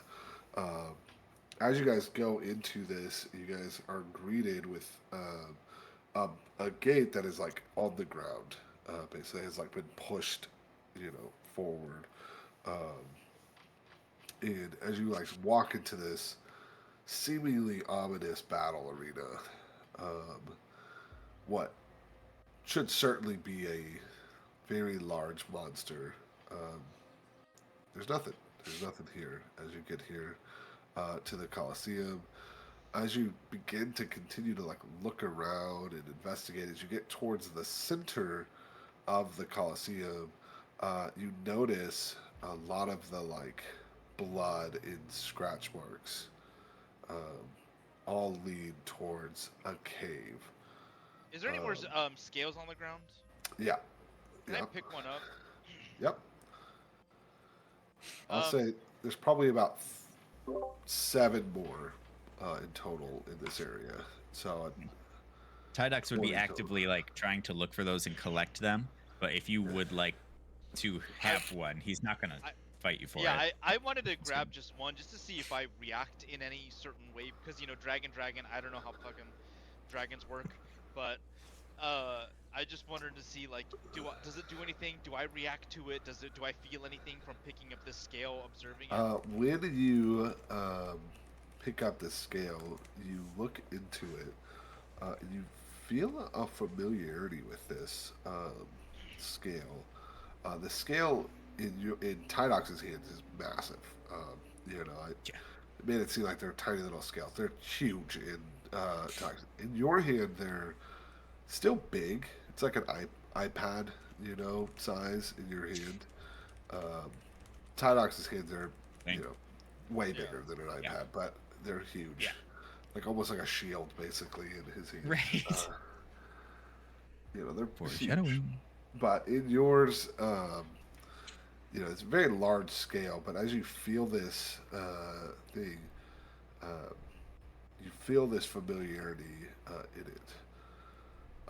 And you guys all see a very large cave opening towards like the end of the Colosseum that kind of like branches into it. Some sort of like shelter or of sorts.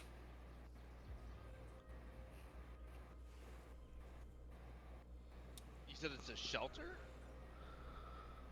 Yeah, it's like a. It's not really like a. It's like a. It is a cave. It is a huge opening, right, for this cave. Like a It is. cavern more. Yeah, it's like more like a cavern for sure than it Is is it like a dark? small. Yeah, How many? Sorry, before we go too far, how many scales did you say we acquired here? 7 'Cause more. 7 So, more? Yeah, so you have Sheesh, okay. 15 total. Yeah, Oh, 15 but total. I have one, right? Or is so. I'm You gonna would have count had it in the one grand total, but it'll of the be one grand with total. you. Okay. Yeah. Okay. So I have one. Tydox has 14. 14. Okay. Yep.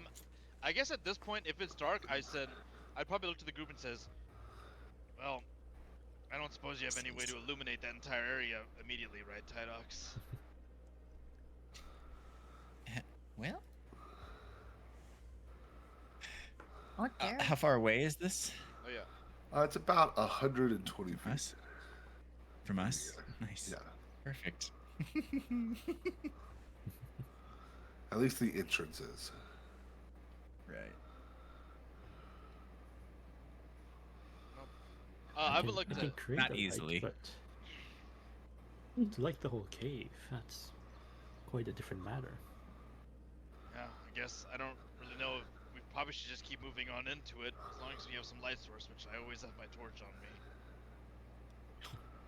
I guess since you guys want to, we can just keep going. And I think I say that, but I think I'm gonna keep walking towards it. And then I still got the scale. I'll probably just go and I'll probably light my torch, to be honest. And then I'll light my torch, and then I'll just kind of hold it up in the air, and then kind of slowly start walking towards it.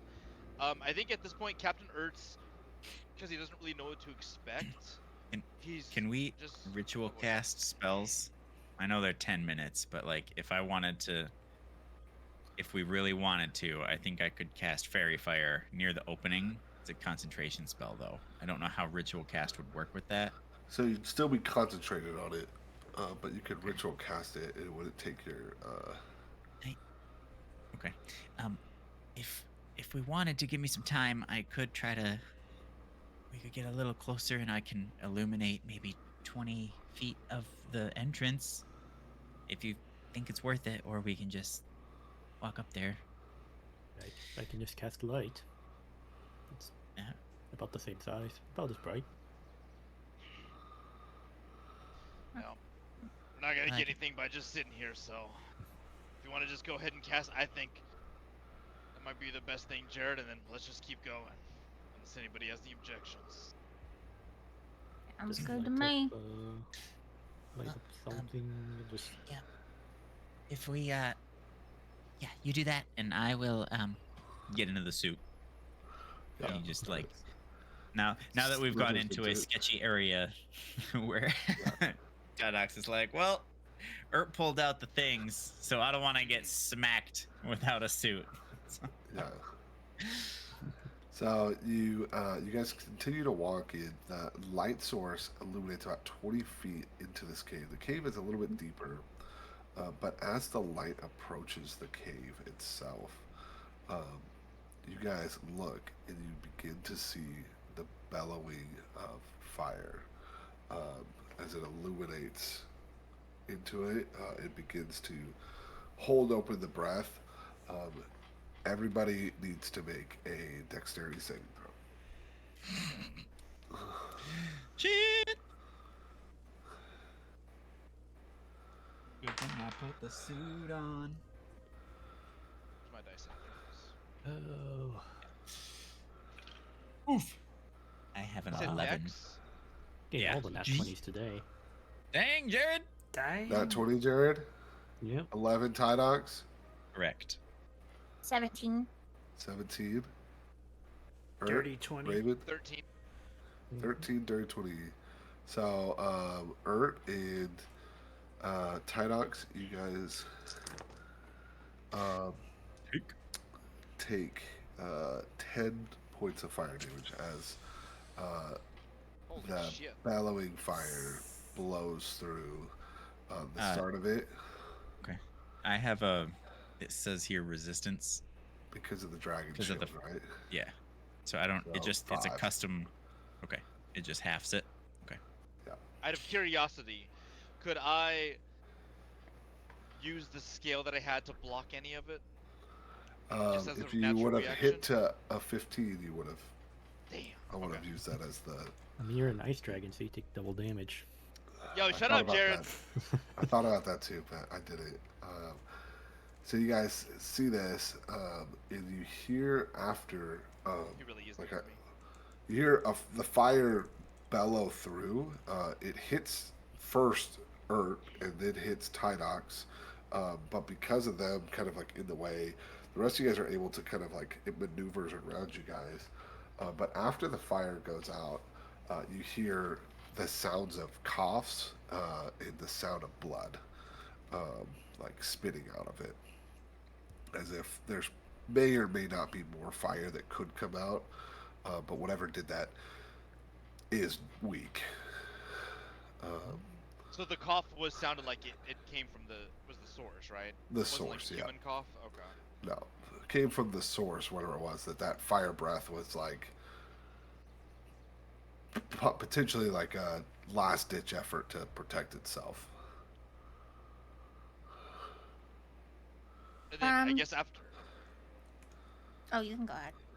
I was gonna say after getting hit by damage, Cal Mert's probably not particularly happy, but he's like, oh god damn it. Oh, we gotta find some cover just in case. And then Captain Mert would probably look around just to see if something else happened to come back again, if he could find cover or somewhere to get behind as he's looking. As you look with your torch, go ahead and roll me a perception. And you can roll it with advantage because you have your torch out. Yeah. I did roll a 16. What was it? Perception? Perception, yeah. So 17 was the first roll, and that one is the second. So I like the first one. So with your torch, you're looking around, you're holding the scale up. Um, the thing you notice first is like the tip, basically, of a tail. Um, it's green as well, and it's kind of like shakily trying to like sweep your feet, but it's too weak to really move. In that, this fire breath was probably the last thing that this thing could really do. How far to away you. is this thing? It's a very large dragon. Yeah. Covers this most of this cavern, which is the biggest thing you notice as you're walking in. That the tail reaches you from inside the cavern itself. So that means this dragon, in proportion, is huge. Um, you do get the feeling though that this dragon is smaller than Lazarok's. Um, uh, I think Tadox, stay back for a second. I'm gonna take Jared. Come with me. We're gonna go check this out. If you near the Would we like- dragon, You don't want to be near the dragon. Well, I think the dragon's hurt, so Oh. maybe some healing magic might do it some Okay. good. I'm gonna cast fire resistance on myself. I Okay, think good. I think that's a good plan. That's good, man. It's a green And I dragon, think- though, so. I'm as you Show. Yeah. I'm gonna cast absorb Sure, elements can I? on you. Why I don't lose you the give light, it don't to? Why don't you give it to Jared over there? Cause he seems awful miffed about me dragging him into this. I lose the I'm light also if I going to do come with. resistance, won't I? It's Aldara as well. Aldar, stay. Just make sure you stay behind us, okay? It sounds as though she's hurt. Yeah. Yeah. So you guys go. As you guys walk forward, you begin to feel the pool of blood that is surrounding this dragon. The dragon's tail gets larger and larger and larger. As you guys approach it, the blood itself looks as though it's melting the ground. I will tell you that at the start. So if you guys are to approach this dragon, would avoid the blood piles. Okay, the dragon.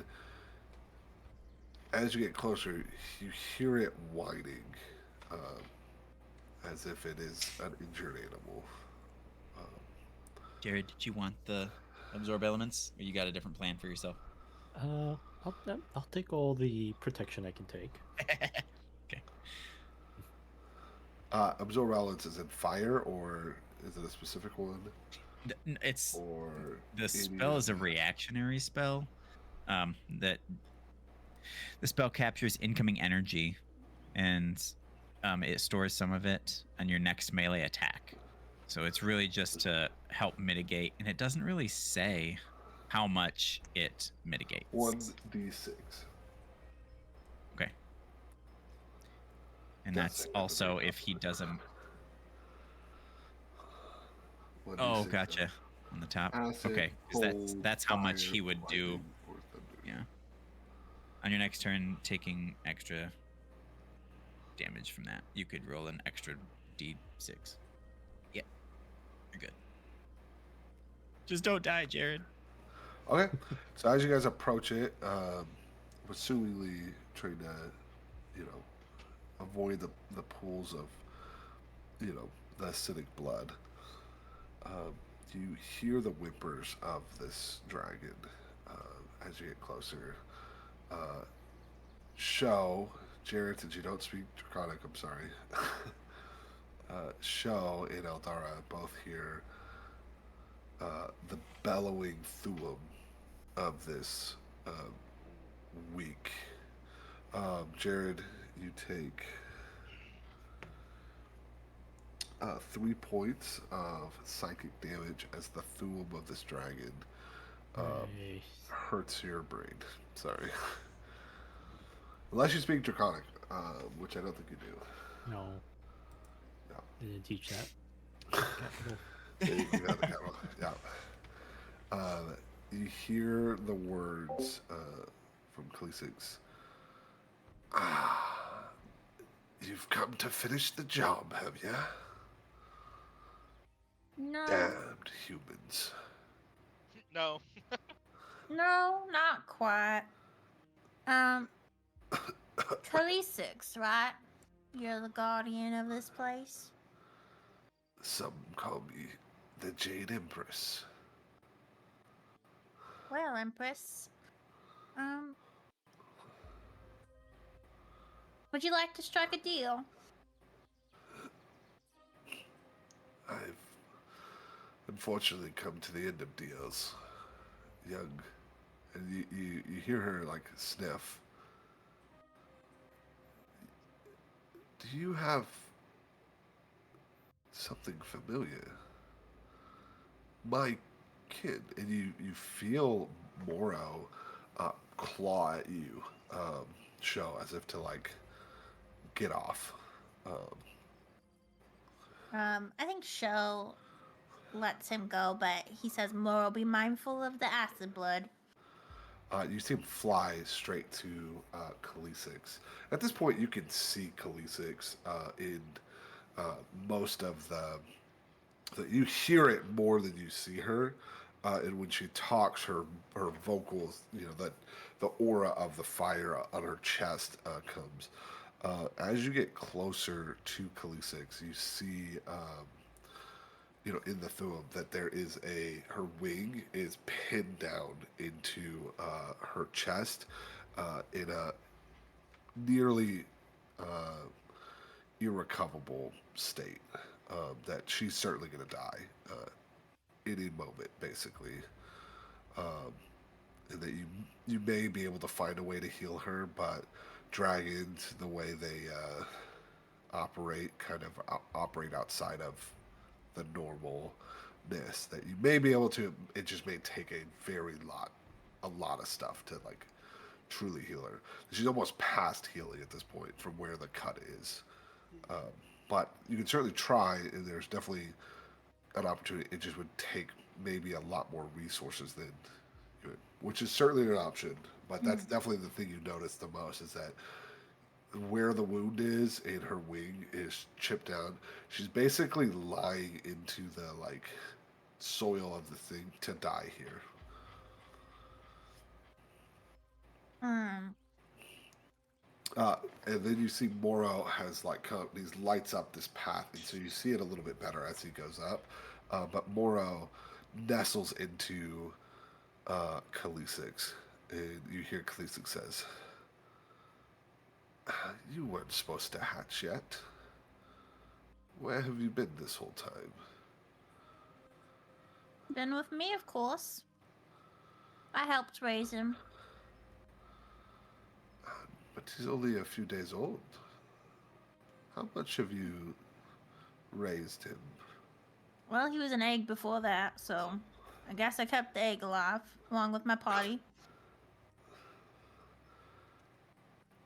Come, human. Closer. My ears are weak. Show approaches. Okay. As you get closer to her, you see a scar across her eye, as if she's missing an eye. So as she looks at you, it's very like she can't. It's very like sense based and not like sight wise. Um, she looks like she still has another eye, but the other eye is like it's like attached to where the claw is or where the thing. So basically, as you get closer, you see a gigantic ballista arrow that is like shoved into her side from her wing. That's pierced her wing and slammed into her, basically close to her heart. It's like piercing one of her lungs. But then she has a cut into her eye as if someone had come over and gouged out her eye after she fell. You've taken quite the beating, it looks like. Who did this to you? I'm sure you know, human. It was your kind that brought it here. Whatever that was. Well, Your kind brings nothing but hatred. I agree. We're pretty awful, aren't we? Little vermin. If I had more. You see her spit out blood that then boils on the ground. Uh, she says, "You're damned lucky that that fire didn't kill you. It's all I had left." Oh, maybe luck. But I think I want to ask you a question. You know, you don't really seem like you want to die to me, do you?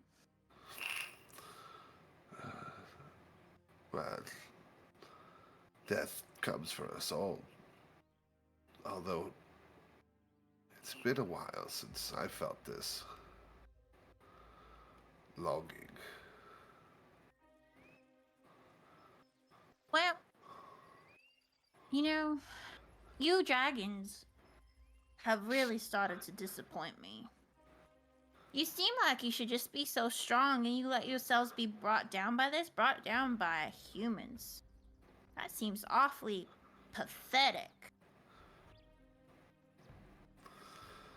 Do you want to fight for your life? It's my captain. You hear it chuckle at this idea.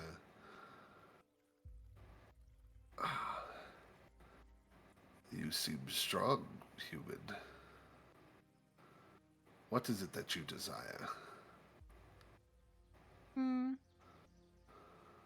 It's still a youthful idea, but I think the world is in need of a changing around here. New sword. And I think. What? This guy. It's his new sword. He wants 6 fucking swords. Stop it. I've got a Destiny player in him trying to turn everything into a weapon. True. He's like, just let her Stabbing into die. his hand. Let her die. I'll make it into a sword. No.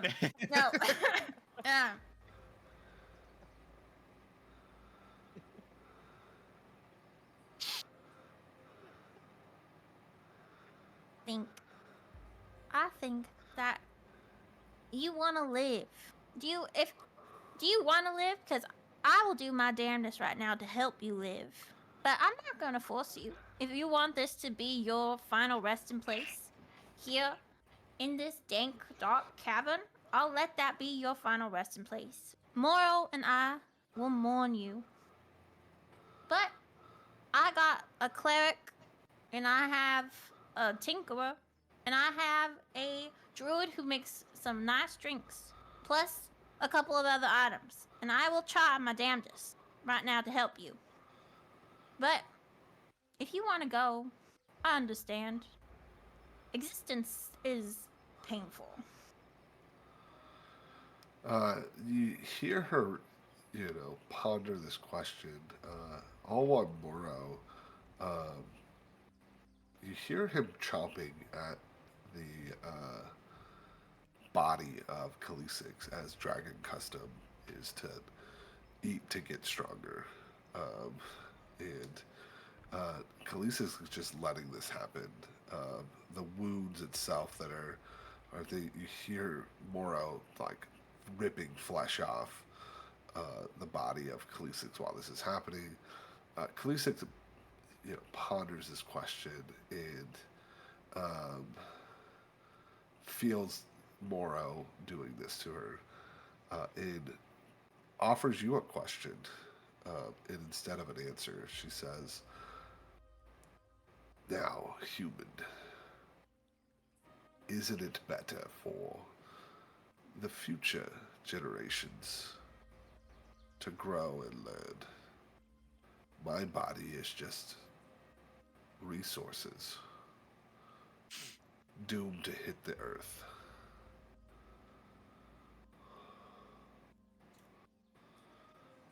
Uh, I guess I don't understand like the question. Her question is, isn't it better for the new generation to prosper than it is for her to live more? Hmm. You dragons. I guess you are cold blooded, right? You don't care about. Is it really giving nurturing to your newer existence if you aren't teaching them any? Or would you just let these little baby dragons feast on your remains and they go off in the world to become the chattel of those other people? No liberation, but I guess you are lizards, right? You don't really raise your babies. Fair. You see, I think everything's kind of a cop out, in my opinion. It's youth, this nobility and letting them seek and eat the rest of you. Or you could teach them to be strong. Because the way I see it is what I've been noticing with you dragons is you've all gotten awful weaker and weaker. So maybe the traditions aren't getting passed on as good as they once does. Because I got a dragon back there. He ain't got no wings. And then I have a baby turtle dragon, or a dragon turtle. He left his mama and daddy to come hang out with us. So I just can't figure out what's going on with you dragons, I guess. Because from the way I see it, you guys should be strong. The strongest. She, coughs more blood up. Human, you amuse me. This world is different from our home. We come from the stars. This thing you call, she says like a dragon word for magic, basically, which you would understand to be magic now knowing dragon. Um, but she says this word for magic. Um, it's light here. Um, for whatever reason, it doesn't flourish the same. Um, can't you feel it too, human? Or is your skin too, you know, basically says like, are you too weak yourself to feel the magic is dying in this area, in this world? You're right. I am too weak to feel it. But maybe that's the reason I'm the only one still who seems to be kicking and fighting still here. She laughs at your request and says, "What would you ask of a dying hag?" You know, Here you go. I'm not gonna use the resources on you. I can't stand when somebody gives up like this. Mora, go to town, and Show walks away. And then she, before she has you leave, she says, "Fine, but take this. May it be useful." And she pierces her chest, rips out her heart, and like offers it to you as she dies. Um, the thing you see about her heart, one is it's massive, and uh, even after death, her heart begins to pump still. Um, it feels as though this heart is undying, whether her body may have failed or have finished, that this heart itself still pumps. Mm, You probably have no idea what to do with this, but no, I'm like, Todd, Jared, I don't know. Watch out for the acid blood. Somebody needs to handle this. And Show walks away in disgust Yeah, because it's he's just pumping like, acid blood. he's like, just like, he cannot deal with these dragons. He thinks they're just like, they fucking lost it. Like, a fucking dragon. yeah. But yeah, anyways, I think he calls in the others and he walks away in rage. Not in actual rage, but just, you know. Yeah, in disgust. Mm-hmm. Yeah, as you guys approach the dragon and the still beating heart of this dragon, what do you do? Cap, As you get closer to this dragon, you also begin to feel a familiarity from long ago through this dragon. And Can you, Captain Murray take a bite? your desire to chomp on this thing Oh yeah.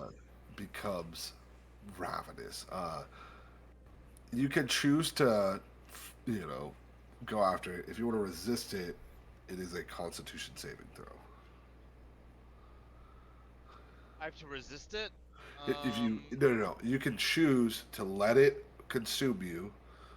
This instinct to like devour this weak dead dragon, basically. Just like know Moro what? had this urge to do it, or if you After want the to resist it. conversation I had with Show, I feel like we're trying to start a new cycle, and so I'm gonna try and resist it. Okay. It I is an just, 18 or higher. what the fuck? Okay. It is a strong urge, brother. What's so I get a +3? Okay. Yeah. yeah. So on the dice, it's be a 15 or higher. Well, I definitely didn't hit that. I hit a fucking 3. Okay. So I guess I'm going to Chow Town. You feel this pulse, this instinctual, instinct to. You have to devour the weak. It's something that is inside your core. As you get closer and closer, Moro begins to grow as you get closer to the wound itself. You can't just take a bite of its tail, you have to go to where it's opened, you see Moro tries to kind of fight you off a little bit because he knows that the stronger one needs to devour more of it. So now he challenges you basically at it. He's still smaller than you, but this is a dragon ritual, if you will, that the strong must eat until he's full. That he is challenging you in your. So what? Are we fighting now? Am I fighting Moro? It's not necessarily a fight. He is just like guarding it. It's like more like a territorial, like Hey, Roll that you. intimidation, boy. That's what I was thinking. I was like, can I Yep. just intimidate? Yep. You can choose Okay. to roll against it. Wait, so I already failed, so I have to eat this thing, right? Yep. Well, you have Okay. to. Yeah, you have to go to eat it. Yeah. So I have to go and eat it, but now it's just between Moro and me. So now I'm just gonna, I guess I'll roll to intimidate Moro away from me, and I don't think I'm gonna pass this. But let me see. Uh, You got a +6. 14. Moro rolled a 13, so it's Oh, close. bless. It is close, but Moro feels your authority on him, and he backs off for you to begin to consume Khaleesi. Okay. Okay. Uh, The Kalima, you Kalima. you gain a resistance to acid for consuming her. Okay, so I'll add that to your sheet. But along with cold, you're now resistant to acid damage. Messed up. You're not immune, you're just resistant to it. So it takes half now. Okay. Um, you also feel this ferocity um, in your instinctual primal blood. So you get, we'll say it's kind of like a perk. Okay. It's going to be called Primal Rage. Okay. I will write it in there to see what you get to do with it, but you get a primal rage. It's similar to a barbarian rage, okay, but it's your like primal instincts basically. You're gonna get more dragon powers as you continue going through life. Now that you've unlocked your brain. So the first one is basically like Wicked could never. I know what am I, Lucy? What the fuck? so Scarlett uh, Johansson. yeah, we'll call it primal instincts. But you get better perception on things that require smell, hearing, and sight. Okay, so there's that, and then the primal rage that you get with this. Think of it kind of like God of War rage, where it's basically just like an extra attack or a flurry that you get with your claws. So with your sword, you'll also now use this ability basically, and then it's basically like once per day or once per long rest. You'll be able to use this ability to like, full on use your claws and hands. So kind of cool. Um, sick. Moro has now gotten 5 times bigger than it was as it's consumed. He has grown about 5 times. So um, you see him, after Urt comes back and his blood dripping off his like chest and his body. Uh, he comes back with this like, instinctual like beast-like feel to him. Um, and then Moro comes back about 5 times bigger. So he now no longer is able to, nestle on your shoulders, but now uh, walks out pretty hulky. Sure did eat a lot. That's pretty crazy, Moro. Moro, his voice a little deeper in your head as he talks. He says, "Mama, mama." Mama. Yeah, you're still my baby, but you just grew a lot. And you see him, like blow fire and then suck it back in, basically. Now, Yeah. and Um, smokes come up. and I think Sho kind of like looks him in the eyes, and he's like, "Just because you got bigger, remember, remember who your family is and who your mama is, okay?" He goes and he nestles up his head on your underneath your chin, and you feel his head's like pretty like he's basically the same size as you now a little bit. Yeah. And Sho gives him a pat. Perfect. Right. Tydox, you approach the heart or no? Yeah, I do.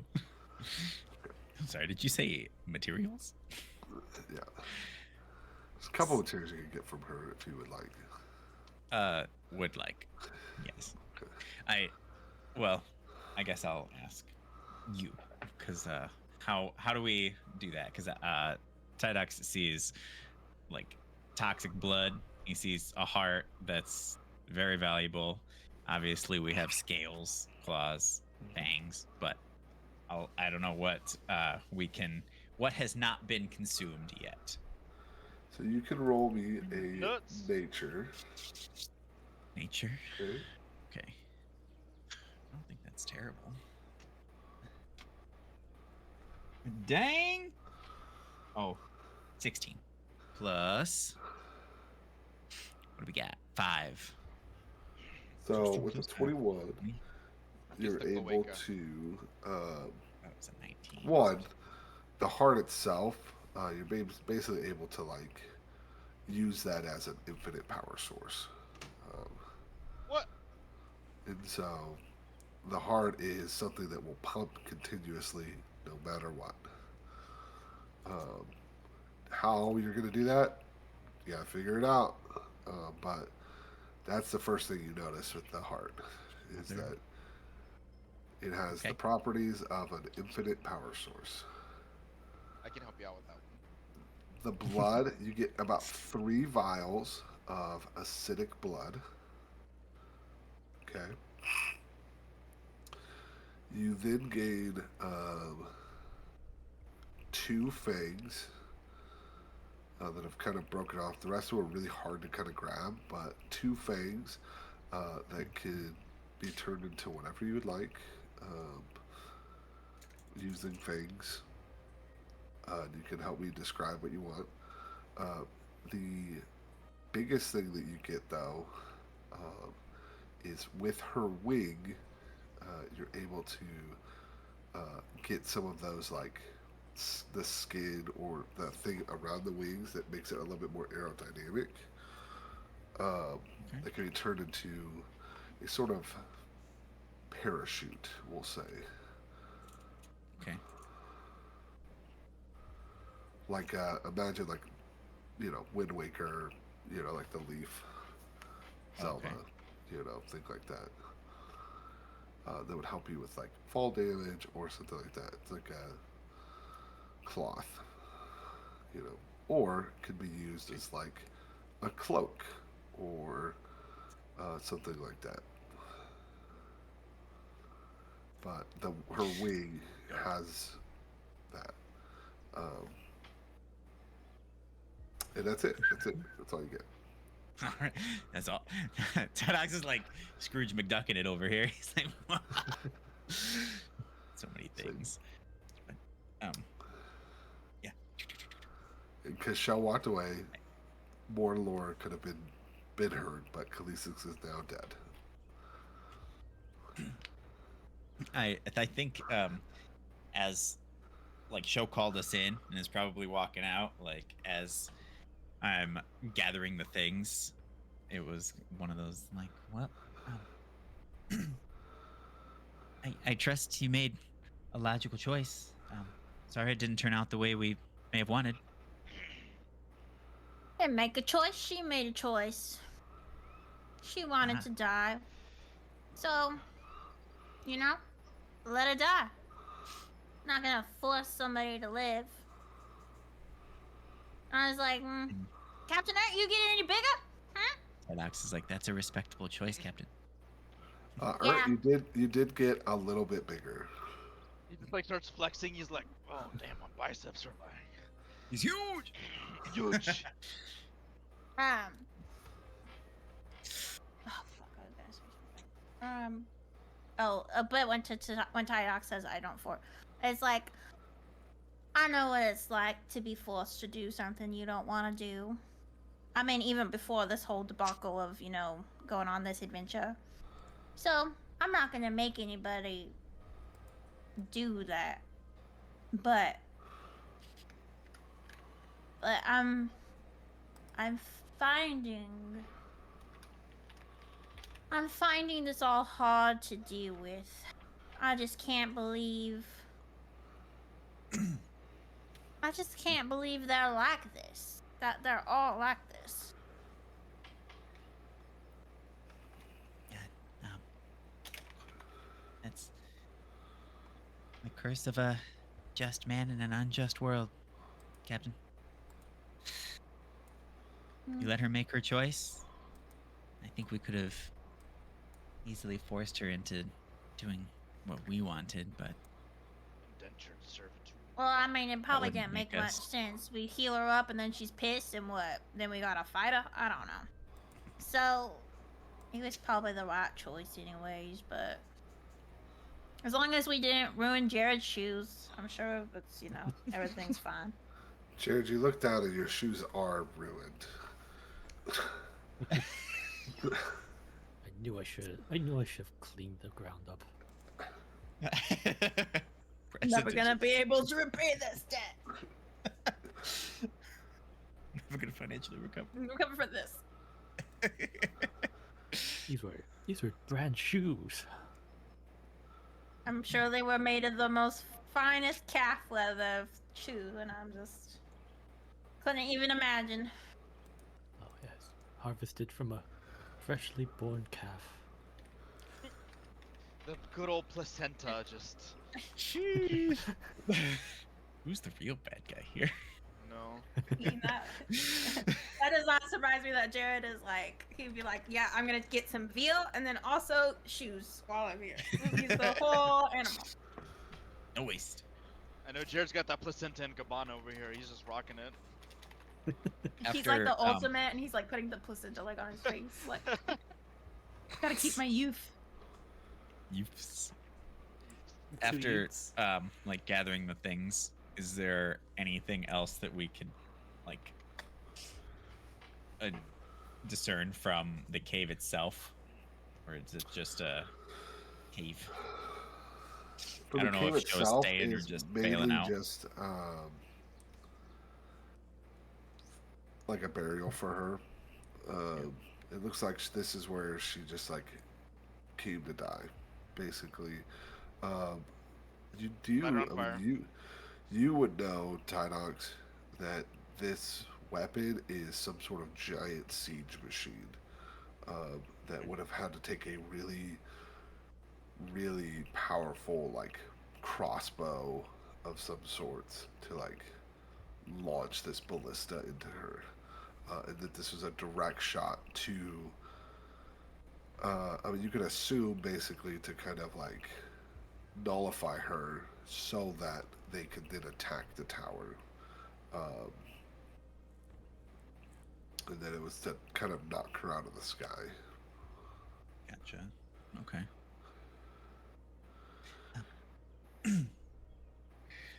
Captain, did we find who may have done this? She just said humans, but I don't know. Humans, do you think make this stuff, or do you think this is dwarf shit? This is well crafted, but the ballista that would be able to deliver this blow would have been massive in size for humans. But they may have had outside help, I guess, in crafting. Dwarves and humans making big war machines, so it wouldn't surprise me.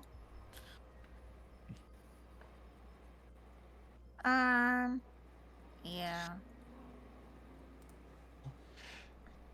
I guess if we have what we need, we can leave her. Unless is there anything else we should do?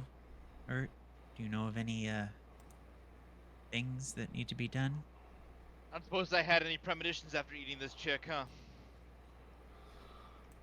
Premonitions, like, gain some sort of memories and stuff from her. Yeah. Who is she? Do I get to be a stronger dragon? Where's my wings? Well, if she didn't walk away, you might have found that. Roll for wings. All right. I got a 10. Your wings. That works. Can I do a luck roll for my wings to just grow back magically after eating? Um, Jesus. Or With- imagine. with consuming her, you do gain a little sense of like again familiarity. You realize that Khaleesix was your basically older sister. Um, a little also clarity is that you and Lazarox are twins.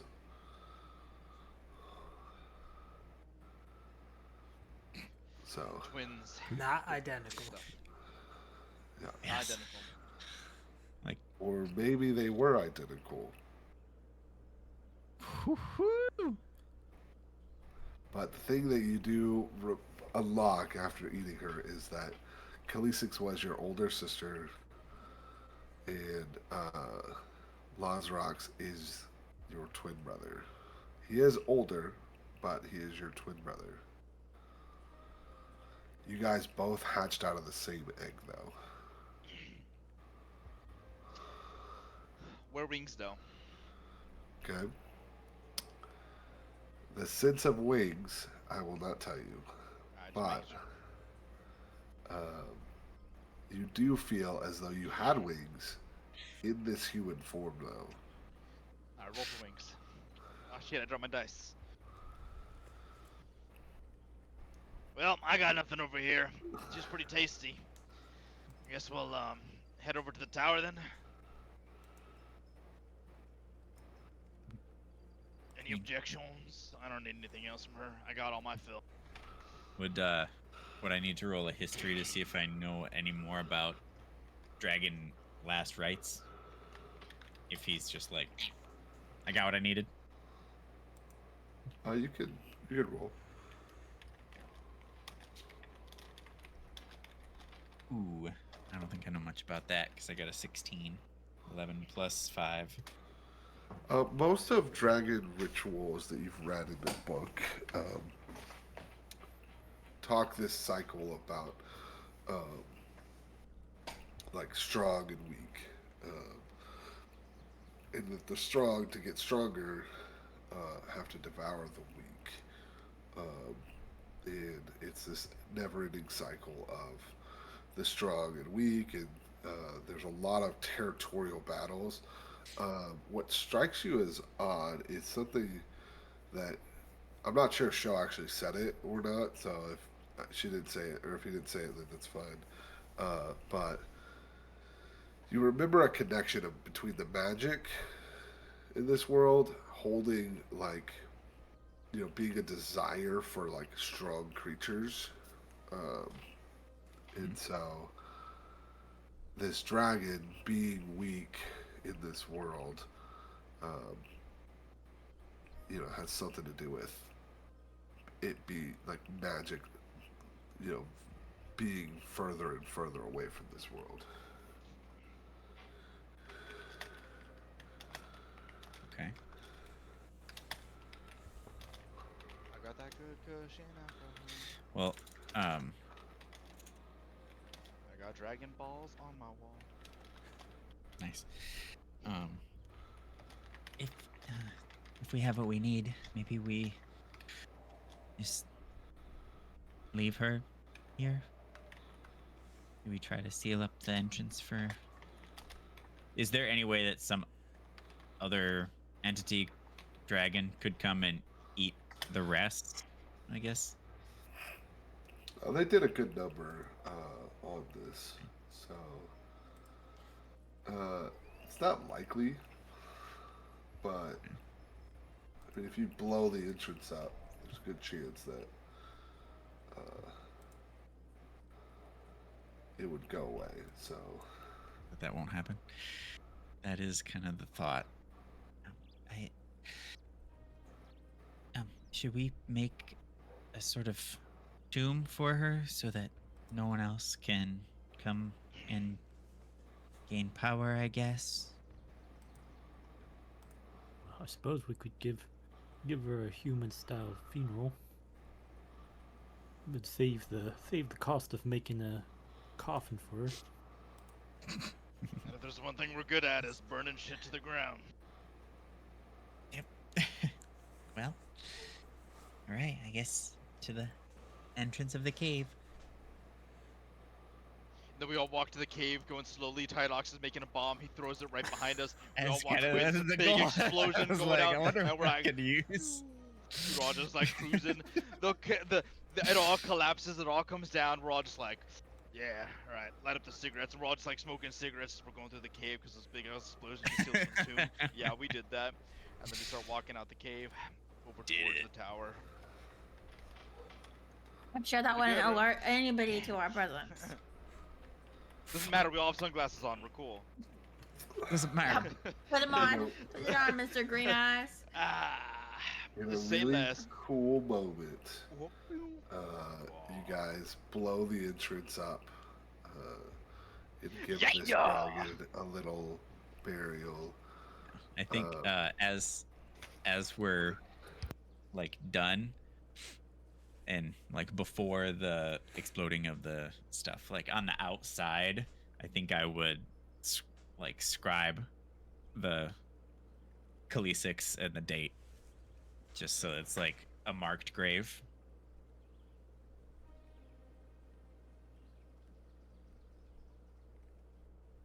I love it. Just for fun. Khaleesi's D's nuts.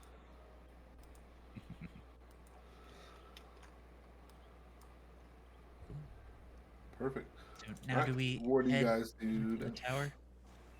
You guys begin to head towards the tower. Goodbye, me.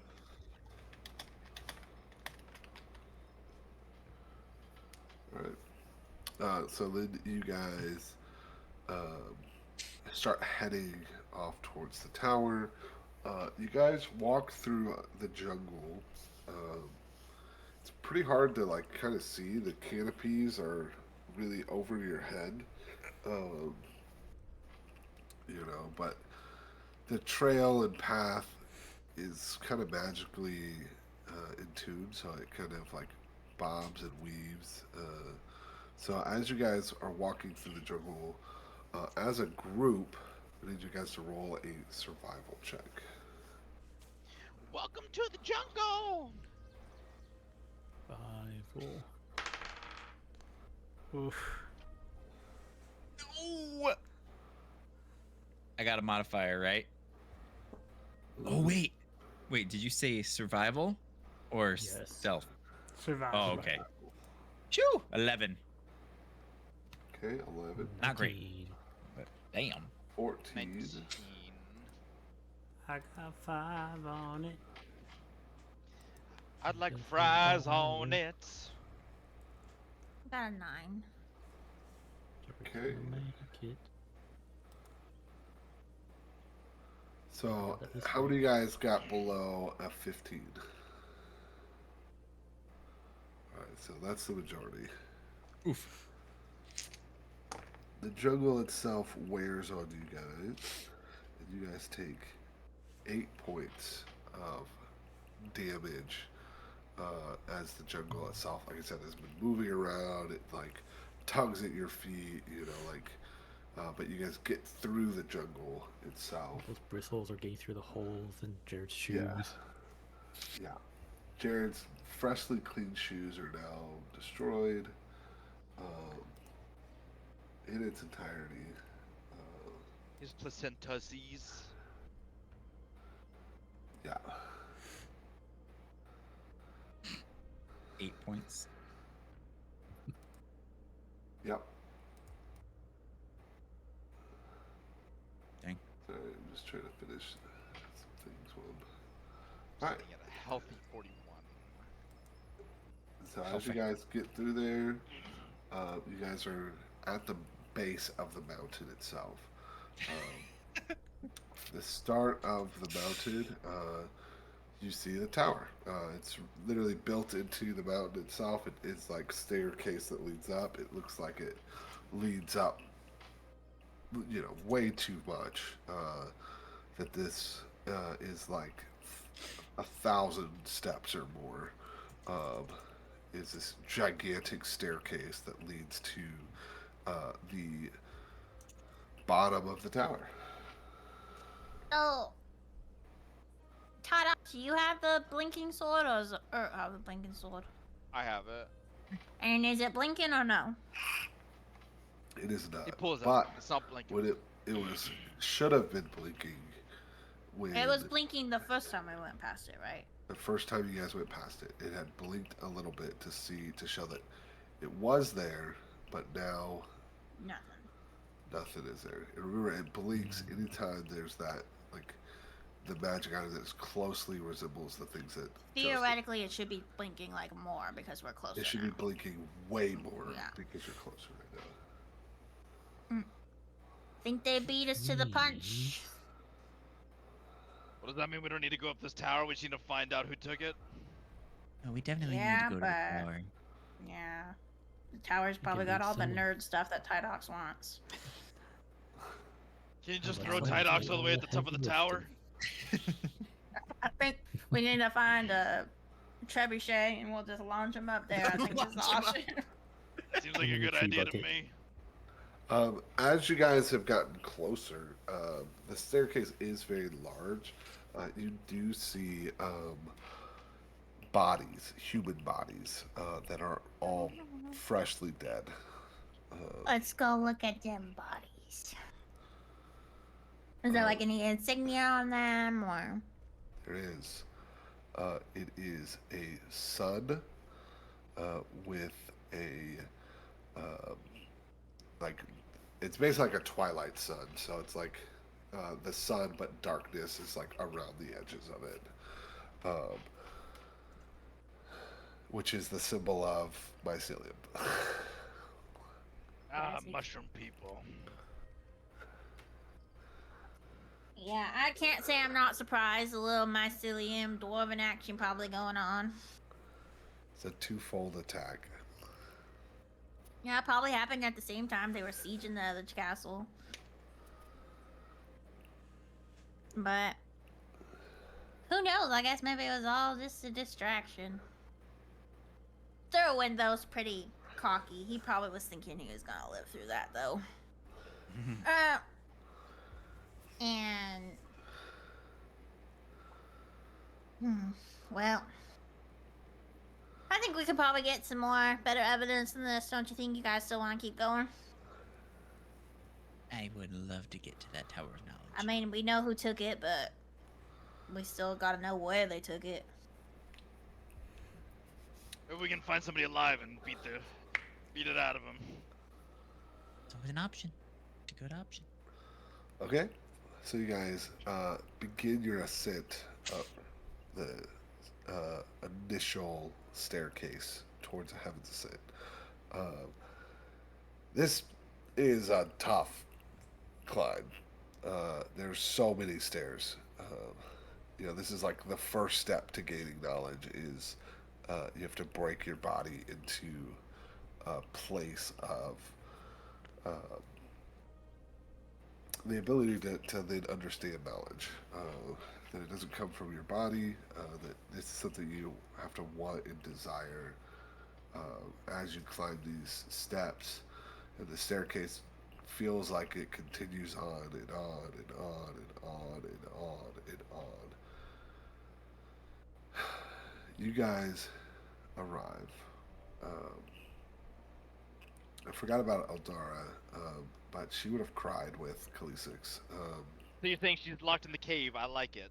And she would have stayed in the cave, probably. Hell yeah, Oh. brother. Unless you guys would have chosen to. suicide.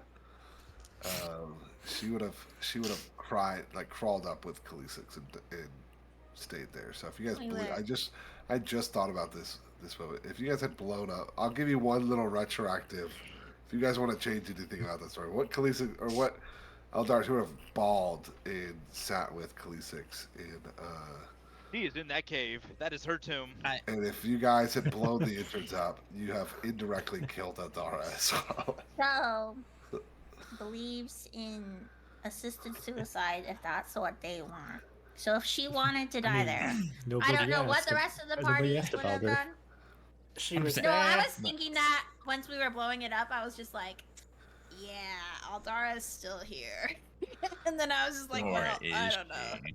She was there So- to help us I'll leave communicate it up to you guys. with the dragon. If We anybody don't else have that changes issue. anything else, Okay, she I collectively. think she's So totally dead, but I Yeah. think Tydox would have been like, "You're gonna be stuck in here." Any last words? A message? Maybe we deliver. I feel as Any though trinkets you could give us? Because I'm a fucking greedy loot goblin. Eldara, I feel as though you guys had she'd been crying with Khaleesix and her mother's pet, who she grew up with, riding and doing all this stuff. She full on died in that cave.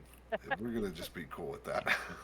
Hell yeah, brother. Was there a message or anything that she would have given? Because Tydox is totally for letting her die. He's not a fan.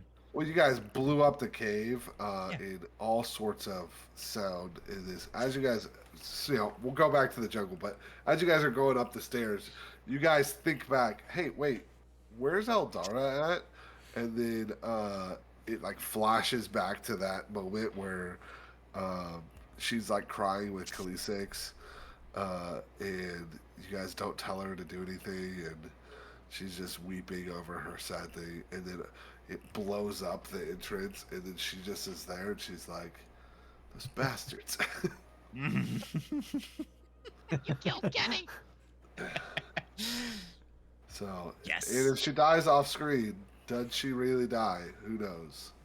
Yes. Uh, Your mother well, can just pop Would people we in and have out of really- existence. So She'll Done die that, like 7 though. days from now. That's what I'm asking. If you would have just don't- left her, or I if you think it would have acted- been like, we're leaving. If you want to stay here and commit suicide with a dragon, Yeah. that's fine. But if she wants out, I would not bury her in the fucking thing.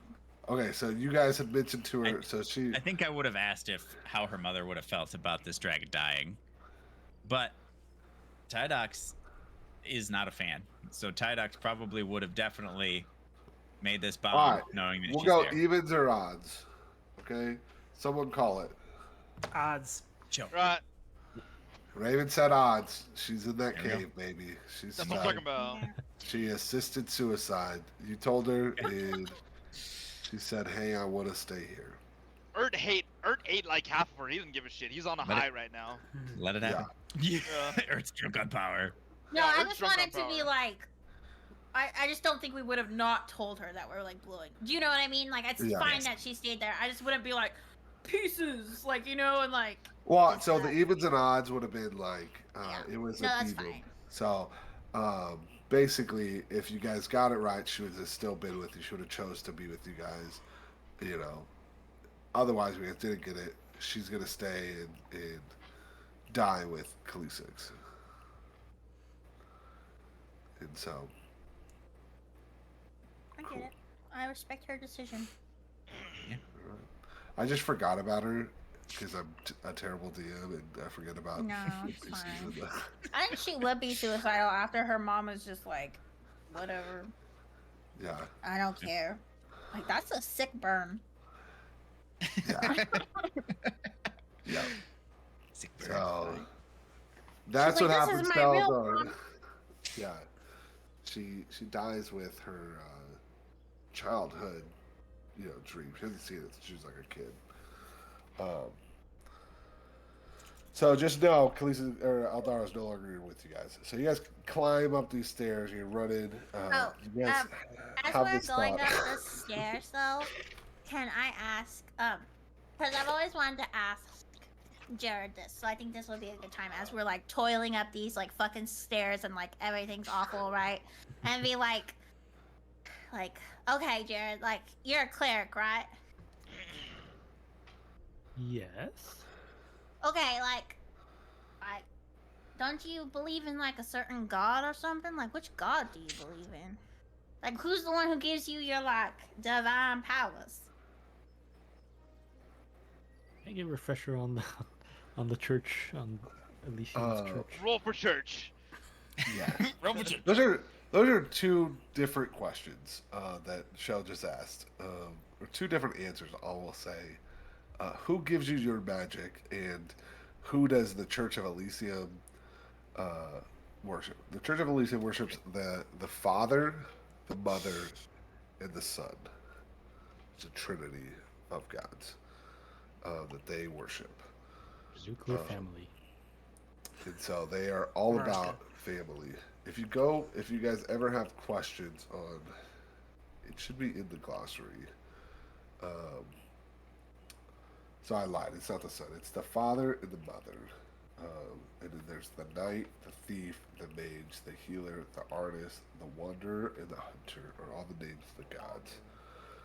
How you view the gods are all completely different. So it's kind of up to interpretation. But they worship kind of all nine of them, with the father being the one that's like above them all, and the mother is the mother of creation. So it's referred to similar to Oblivion, since we've been playing it a lot. But it's not. I created this before really that was around, but they're called the Nine. So before I get trademarked and copyrighted over here, but they you worship the Nine is what Elysium would worship. Where do you get your magic from? I will not tell you, but you would Does he assume that say? Yeah. it is from the Nine. The father's the one who provides. The mother's the one who creates. The knight is the one who protects us. That's the language that you would, uh, the thief, comes in the night. Very similar. Like these are like the child stories that you would have grown up in the church hearing. That's basically. I see that there's like a whole sermon during the entire time you're climbing up the tower. He's just running.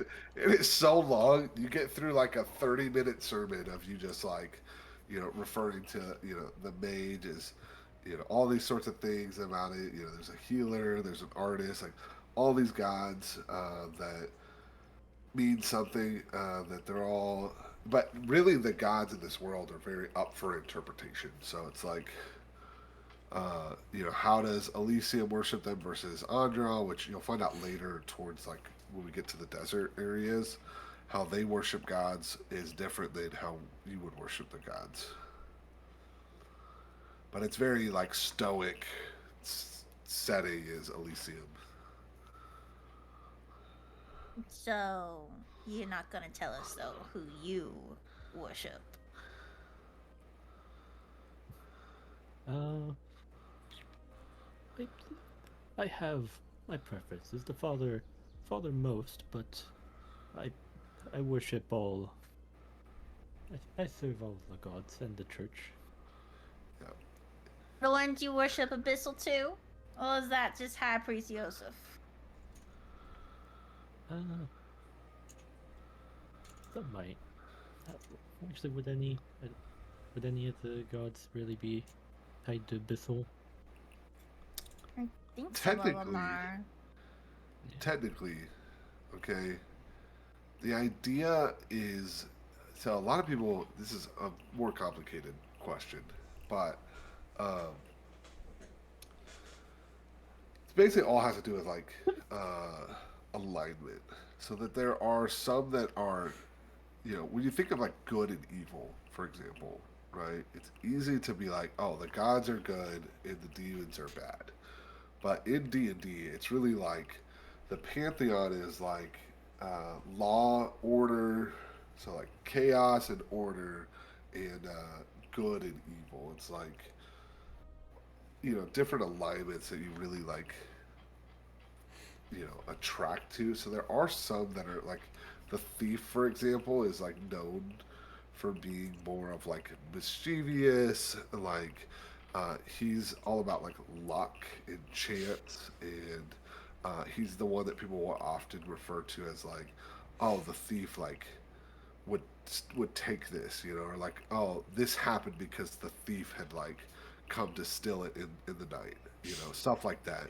He's often the one that gets blamed, but he's not necessarily evil, or like abyssal in nature. Um, but the abyssal gods are again very similar in alignment versus like good and evil. They all you would know them as a cleric, so um, they're all technically demons, and then there's a middle in between them that are devils. the devil gods. And so the demons all have to do with like different like you know groups of like pure chaos energy. So they represent like all the darkness in the world, and they're also kind of up for interpretation. They're known as the abyss, the famine, the scourge, the obscurity, the gloom, the twilight, the eclipse, the feed, and the apocalypse. With the apocalypse being like the antithesis of the Father, but he is the lowest part of the abyss. So Antithesis. the antithesis, yeah. So they are like in total opposition of each other. However, there are some celestials. So when it comes to like a celestial versus like abyssal magic, there's those 18 um, that are anywhere in that picture. Okay, and they are all considered gods. You take that information as you will. There's the 9 that you are the most familiar with. There are you would know of they're called like the calamity, but the demons. So they're known as the calamity. They are this like kind of like a myth of presence and like existence. So like even though you would like know of them, you wouldn't necessarily consider it fact, if that makes sense. It would be like a wives' tale, like yeah, somebody has said these things, these 9 names, but like we worship the 9 gods, and if anything was bad were to happen, if like you were to guess about abyssal magic, it would come from like the thief in his reign because he's mischievous, and that's what you were taught in school is that he's kind of the reason for all the bad things in the world. Okay. Bigger lore dump. I'm sorry, but complicated question. My favorite was okay. Hit him with the Yeah, well, interesting. that's really interesting. Yeah. So it's like it's, there are some gods that are associated with abyssal. They're not ones that we actively or worship as openly or as actively as the others, but they are they're accepted in that it need not necessarily be malicious. You magic men always just got such a way with words. I just can't make heads or tails of it usually. Like, you think it would be straightforward, and then they just eulogize for 45 minutes. Oh, the ways of magic are As we're mysterious. running up the show's like, I'm about to yeet myself off of this fucking thing. He's like, I could not be any more bored. Like, he's just like, I just was thinking it would be like, it's the night. I like that one. Like, yes. But, show's just like, like Frodo meme of like, okay, keep your secrets, basically. Gives you a little smirk. And yeah. As you guys approach what feels endless, you guys get to the top of the stairs that leads into a gigantic, already open door, being the start of the Heaven's Ascent. It's surrounded by this beautiful courtyard with fountains and all sorts of beautiful scenery and statues. There's a waterfalls that like pour out into it.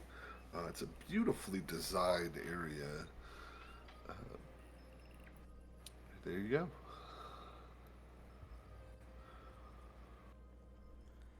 Raven gets to the top of the stairs. Just, man, really bummed the whole dragon flying us to the top thing didn't work out.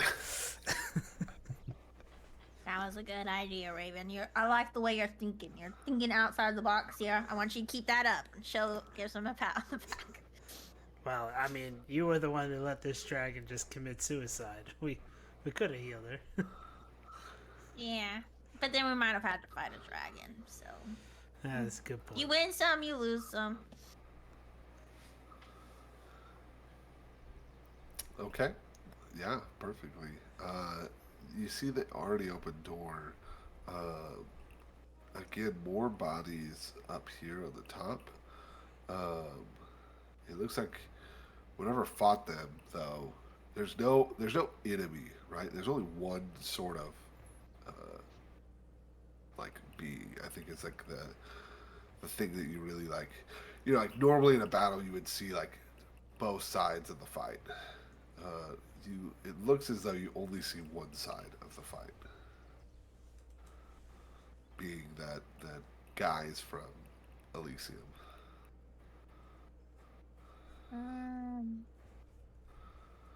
And they still like look the same. You said Elysium, but Mycelium or Elysium? Yeah, Okay. Mycelium. My bad. We were just talking about Elysium. Sorry. No, it's fine. I just wanted to make sure that wasn't like intentional and it was like subversion, like No. The same guys from Mycelium. The dragon didn't know the difference between the two. Yeah, that was fine. the first hit. Do the injuries to the bodies look different than like how they first were, or are they just still the same? Same injuries. If you were to look closer at what actually attacked them, you would need to roll a medicine check. Ooh, a medicine check. I'll go look though. See. Change dice. I got a 16 total. 16 total.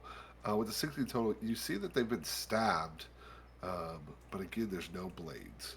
The blood are like the pile of blood that should be there is a lot less than a typical stab wound. Like in the bodies were like moved or like magic. Like the body, like the blood had been maybe absorbed. They're Tower like drained. blood. The tower sucks it up. I don't know, guys. There's some magic bullshit going on. Can somebody look at this? Jared, Tydox. You've been stabbed. The blood is gone. I don't know. I can only do so much here, guys.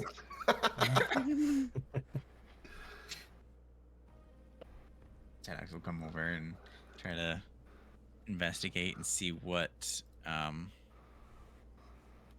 possibly could have made the stab wound, to see what we're looking for. Can I stab one of them? Because Yeah. you could stab one of them. Go for it. Are they already drained the blood, though, I wonder? Stab yourself. You stab. I want to it see. with what sword? Jesus Christ. I'm gonna use the question. Oh. Let's just go ahead and use. I was using the Drider one last, so let's. The Drider one? Is that what you said? Yeah. Okay. So you stab it with the Drider longsword. No blood comes out of the husk of the bodies. The bodies look fresh. However, like when you have no blood in your body, your like skin is like really like flexed down into it. Like, tight. yeah, it's like real tight. So like when you are stab it, there's like more damage to it than really it should. It like rips more of the skin back to it. So it looks like the stab was before the blood loss. Stab my finger. And then so Urge is gonna go grab, and then he's gonna poke and stab Show's finger. And Show drips it onto the ground. Okay, as you drip it onto the ground sucks it into the tower. These elves always up to some sort of bullshit, I swear to God. So it sucks it into the tower. So Must be very as it porous. drops into the ground, you see the curves and the like crevices of the ground itself begins to like drain it towards the tower. Interesting. Well, this seems to be, like you said, some sort of ritual that they're trying to perform. Or maybe they successfully did perform. Maybe we follow where the blood goes. The tower demands a blood sacrifice. We should have kept the princess. I was to say we blew her up. We do have a little bit of blood that we could put in here. It's from the dragon. Well, let me I try think my I wanna blood be- first. Oh, I like I'm that. part better. dragon, you know. Let's save it. And I'm just Part gonna grab dragon? my. Yeah, I'm part dragon. 100% fucking dragon. Is that I'm gonna grab. I'm gonna grab my sword, and you know how you see like in movies they just like slice their hand open like this and watch the The blood worst through. way to do it. Why? Top of your arm. You got No, hold shit in your hands. Yeah, but it's more Okay. fun this way. How much blood would you like to drain from your What body? blood? I don't know how much blood do I have. How many pints do I can I get away with? How much blood would? How much blood do you have? You How have much pints does a 58, 59. I mean, now you have 49 points of blood that you could. It's basically how much like health are you willing to give up to drain into the ground. Oh, shrimp. Let's go ahead and do. Let's start off with. Let's go big or go home. Let's go 15. We have Jared. 15. Yep, sending it. So now Alright, you take damage. 15 points of damage. Yep, Done. I Okay, did it. you see the blood crawl the ground. With the doors that are already open, you pour onto the ground, and the blood gets sucked more into the tower. To again, the door that is already opened from previous sacrifices. Blood but sucking. sure, yeah. So you learn again that the blood it hurts. This is not you drained a lot of it. You get woozy after this, and the blood The door was already open. pours over to the door that's already open. Yep, but I That's wasn't blood. paying attention, so that's on me. My bad. He loves to mortally wound himself. Yep, guess we gotta go through that door that's already open. I just love Maybe you just got the want- self-affliction out of the way early. I love sharing details though, and you guys like it goes right over your head. But then I slip up one time, and you're like, "Did he say that on purpose?" I'm like, "Okay, that's the first time that you guys have noticed that." You know, I said if Elysium versus Mycelium. I'm sorry that like okay. Well, Cat Mert's gonna woozily go through that door now. Yeah, miss that the door is wide open. You know, I love it. You also Wait, how many points of damage did you take? 15. Oh, I just took 15. 15. Yeah, I'm built Oh, different. okay. But you spilled 15 pints of blood. Yeah, Or it was like 15 1 point. So it's per- basically points Okay. of like how much blood are you willing to sacrifice? Gotcha. Okay, just Um, points. I heard pints, and I'm like, Jesus fuck. From your I got a lot of hand? blood. Yeah, Like, right? how fucking long are we here? Like, what? Yeah, I went down the river, not across the Yeah, he stream. I was went not- fucking. This is not attention seeking. He's fucking serious. I don't know how much blood he actually lost, but it's worth Okay, 15. great. It's a lot. It's enough to like really feel Yes. it. Okay, 15 points, not pints. Okay, so you guys see the blood drain to the door, which is already open, but it graciously takes more. Catmore went through that door. He's woozy. He does not think it's straight. Okay, do you guys follow Captain Earth? Yeah. Sure. So you guys walk into the door that's already open that required a blood sacrifice. You see as you get closer that there's a like pool basin of blood. That anything spilled on this ground basically was how this door opened. The door opened because of whoever was to sacrifice the bodies that had been out on the ground, and that's how they were able to get in. Okay, you guys walk into this beautiful, elaborate tower of mysticism and magic. You feel immediately upon walking into it the weave that Elizabeth had kind of like started talking about, and then definitely those who are around Miria, you feel a wave, a surge of magical energy in this place. And this place is the most magical place you've felt since being in that room with Miria. Those who weren't in the room with Miria, this is the most magic you've ever felt in a conjugated place ever. Um, as you're feeling this burst of magic, you begin to feel the magic dying.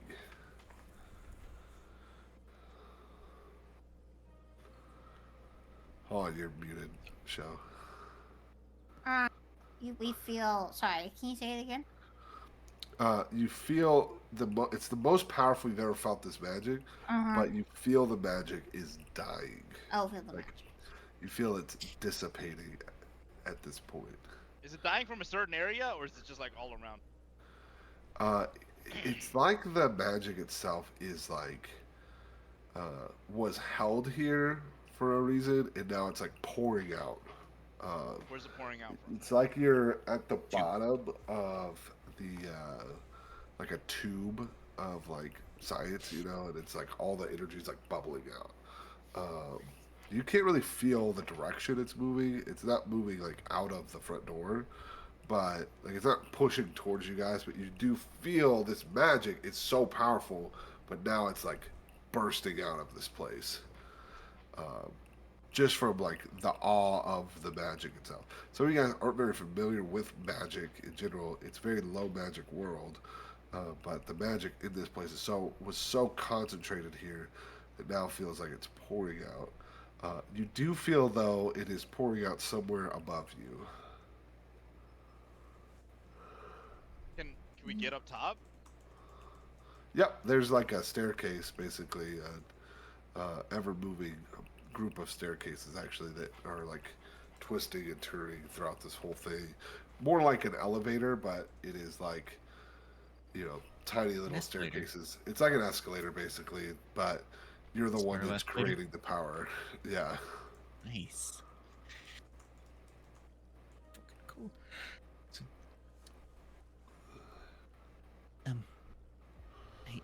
I think we are supposed to go up. Does anybody else feel like vacuum that's being sucked through the top? Yeah, that's what No. it kind of feels like. I'm gonna quite rely on you expecting that. guys. I think I might need to lose some more blood. Yeah. Yeah, but all right, lose more. Well, he's tall enough that he could probably feel it. You're short enough that you're probably light enough to get pulled up by it. But I don't feel it. Hilarious. Tydox, I guess it's up to us. What about you, Jared? Do you feel anything in those low placenta shoes?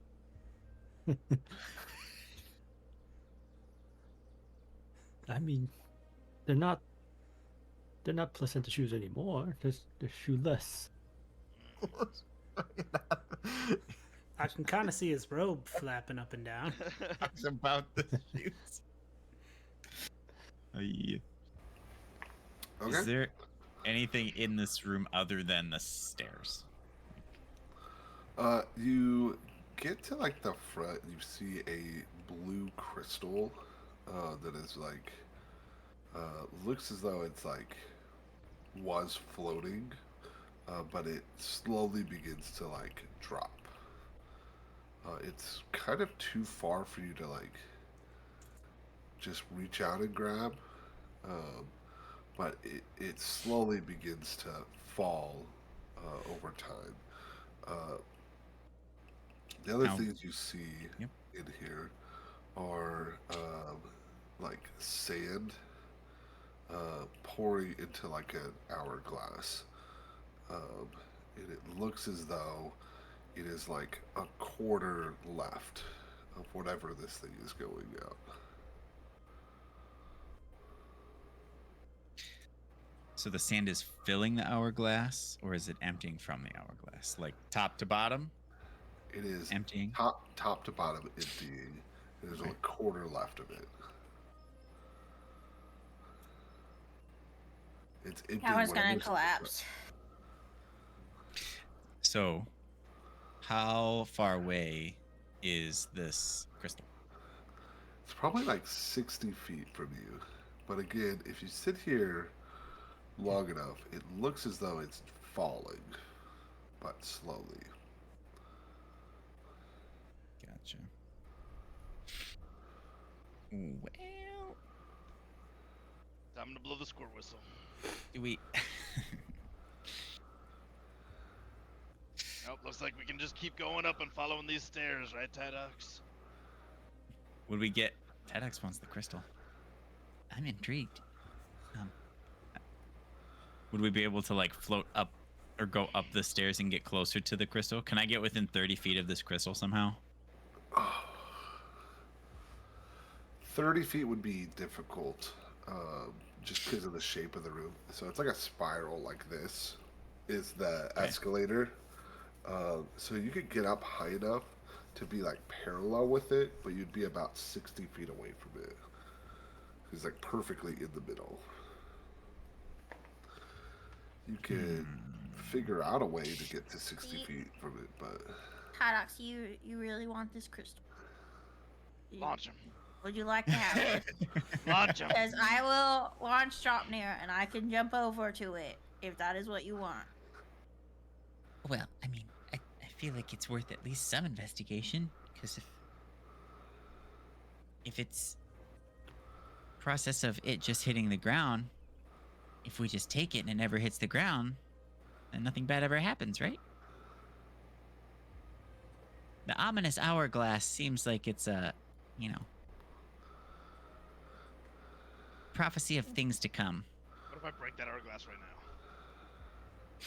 You grab the crystal, you break the hourglass, we run real fast, Oh yeah. Raven lights it on fire. That's probably how it's gonna end up anyway. Yeah, but is there anything else we're supposed to grab in here besides the... I'm so confused about what we're supposed to be grabbing. I have a bad feeling if you take the crystal, it'll stop all time within this tower. Oh! That hourglass might be important. I'm just saying. We could get I all like the to time explore. to search this place. Is what you're saying? In this tower of infinite knowledge? I mean, if we're stuck in that time freeze, then that's the end of the campaign right there. I mean, I can always freeze the hourglass with my ice breath. That See would what happens. That'll solve probably it. not work. You never know. Or we can heat it up. You know what I'm saying? Turn it into glass. I'm just saying there's a lot of ideas here. And I'm not gonna swing you guys one way or the other, but a lot of ideas here. Can you... So, there's an hourglass that has, like... There's two hourglasses. at Two the front hourglasses. Of the, And then the, there's this like, crystal. And the the crystal is dropping down. is descending. And there's magic in this air that is, And is the crystal just Completely. floating or it's like attached to the wall? and it's floating in the middle of the room. And then Do there's you basically want- an escalator that is like going up that is powered by people. Okay. Does Moro know how to fly? He has not. He can glide certainly. Could he glide 60 feet? Yeah. Okay, Moro buddy. Hear me out. Tydox really wants this crystal for some reason. Why? I don't fucking know. But can you try to glide over there and grab it? If you don't So think you- you can get it, come back. It's okay. But we'll just try it out. You would have to get to parallel, so you'd have to take the escalator up. Oh, yeah. 60 I feet. assumed we were already up on the escalators, but yeah. Okay, so you move basically however fast you move is how it's going up. It moves at your walking pace basically. So imagine it's just like this escalator that you're self-propelling, but it's this tiny little like thing that's zooming through the. Do we think this is a nuclear bomb? Anybody else? Because that's what I have in my head. Oh, I just want to be clear Um, that you guys have chosen this, and that I have not done this. We haven't executed anything yet. I just want that to be clear. You We are now said- just on the no. I said we're on the escalator. No, you I said, didn't say we're grabbing Moro, anything. I want you to glide I do over not to that think side. that this is a bomb. Okay. Does it have some relevance to the tower? And if so, if the magical thing that we are supposed to be here to acquire is no longer here, then why are we here? Right? That's what I was asking, right? There's no more beeps. We wanted information on where the beeps There's no more went. beeps. Yeah. We know So if that we could just- mycelium got it. Okay. So if we know mycelium has it, that's where we're going to get it. It's But true.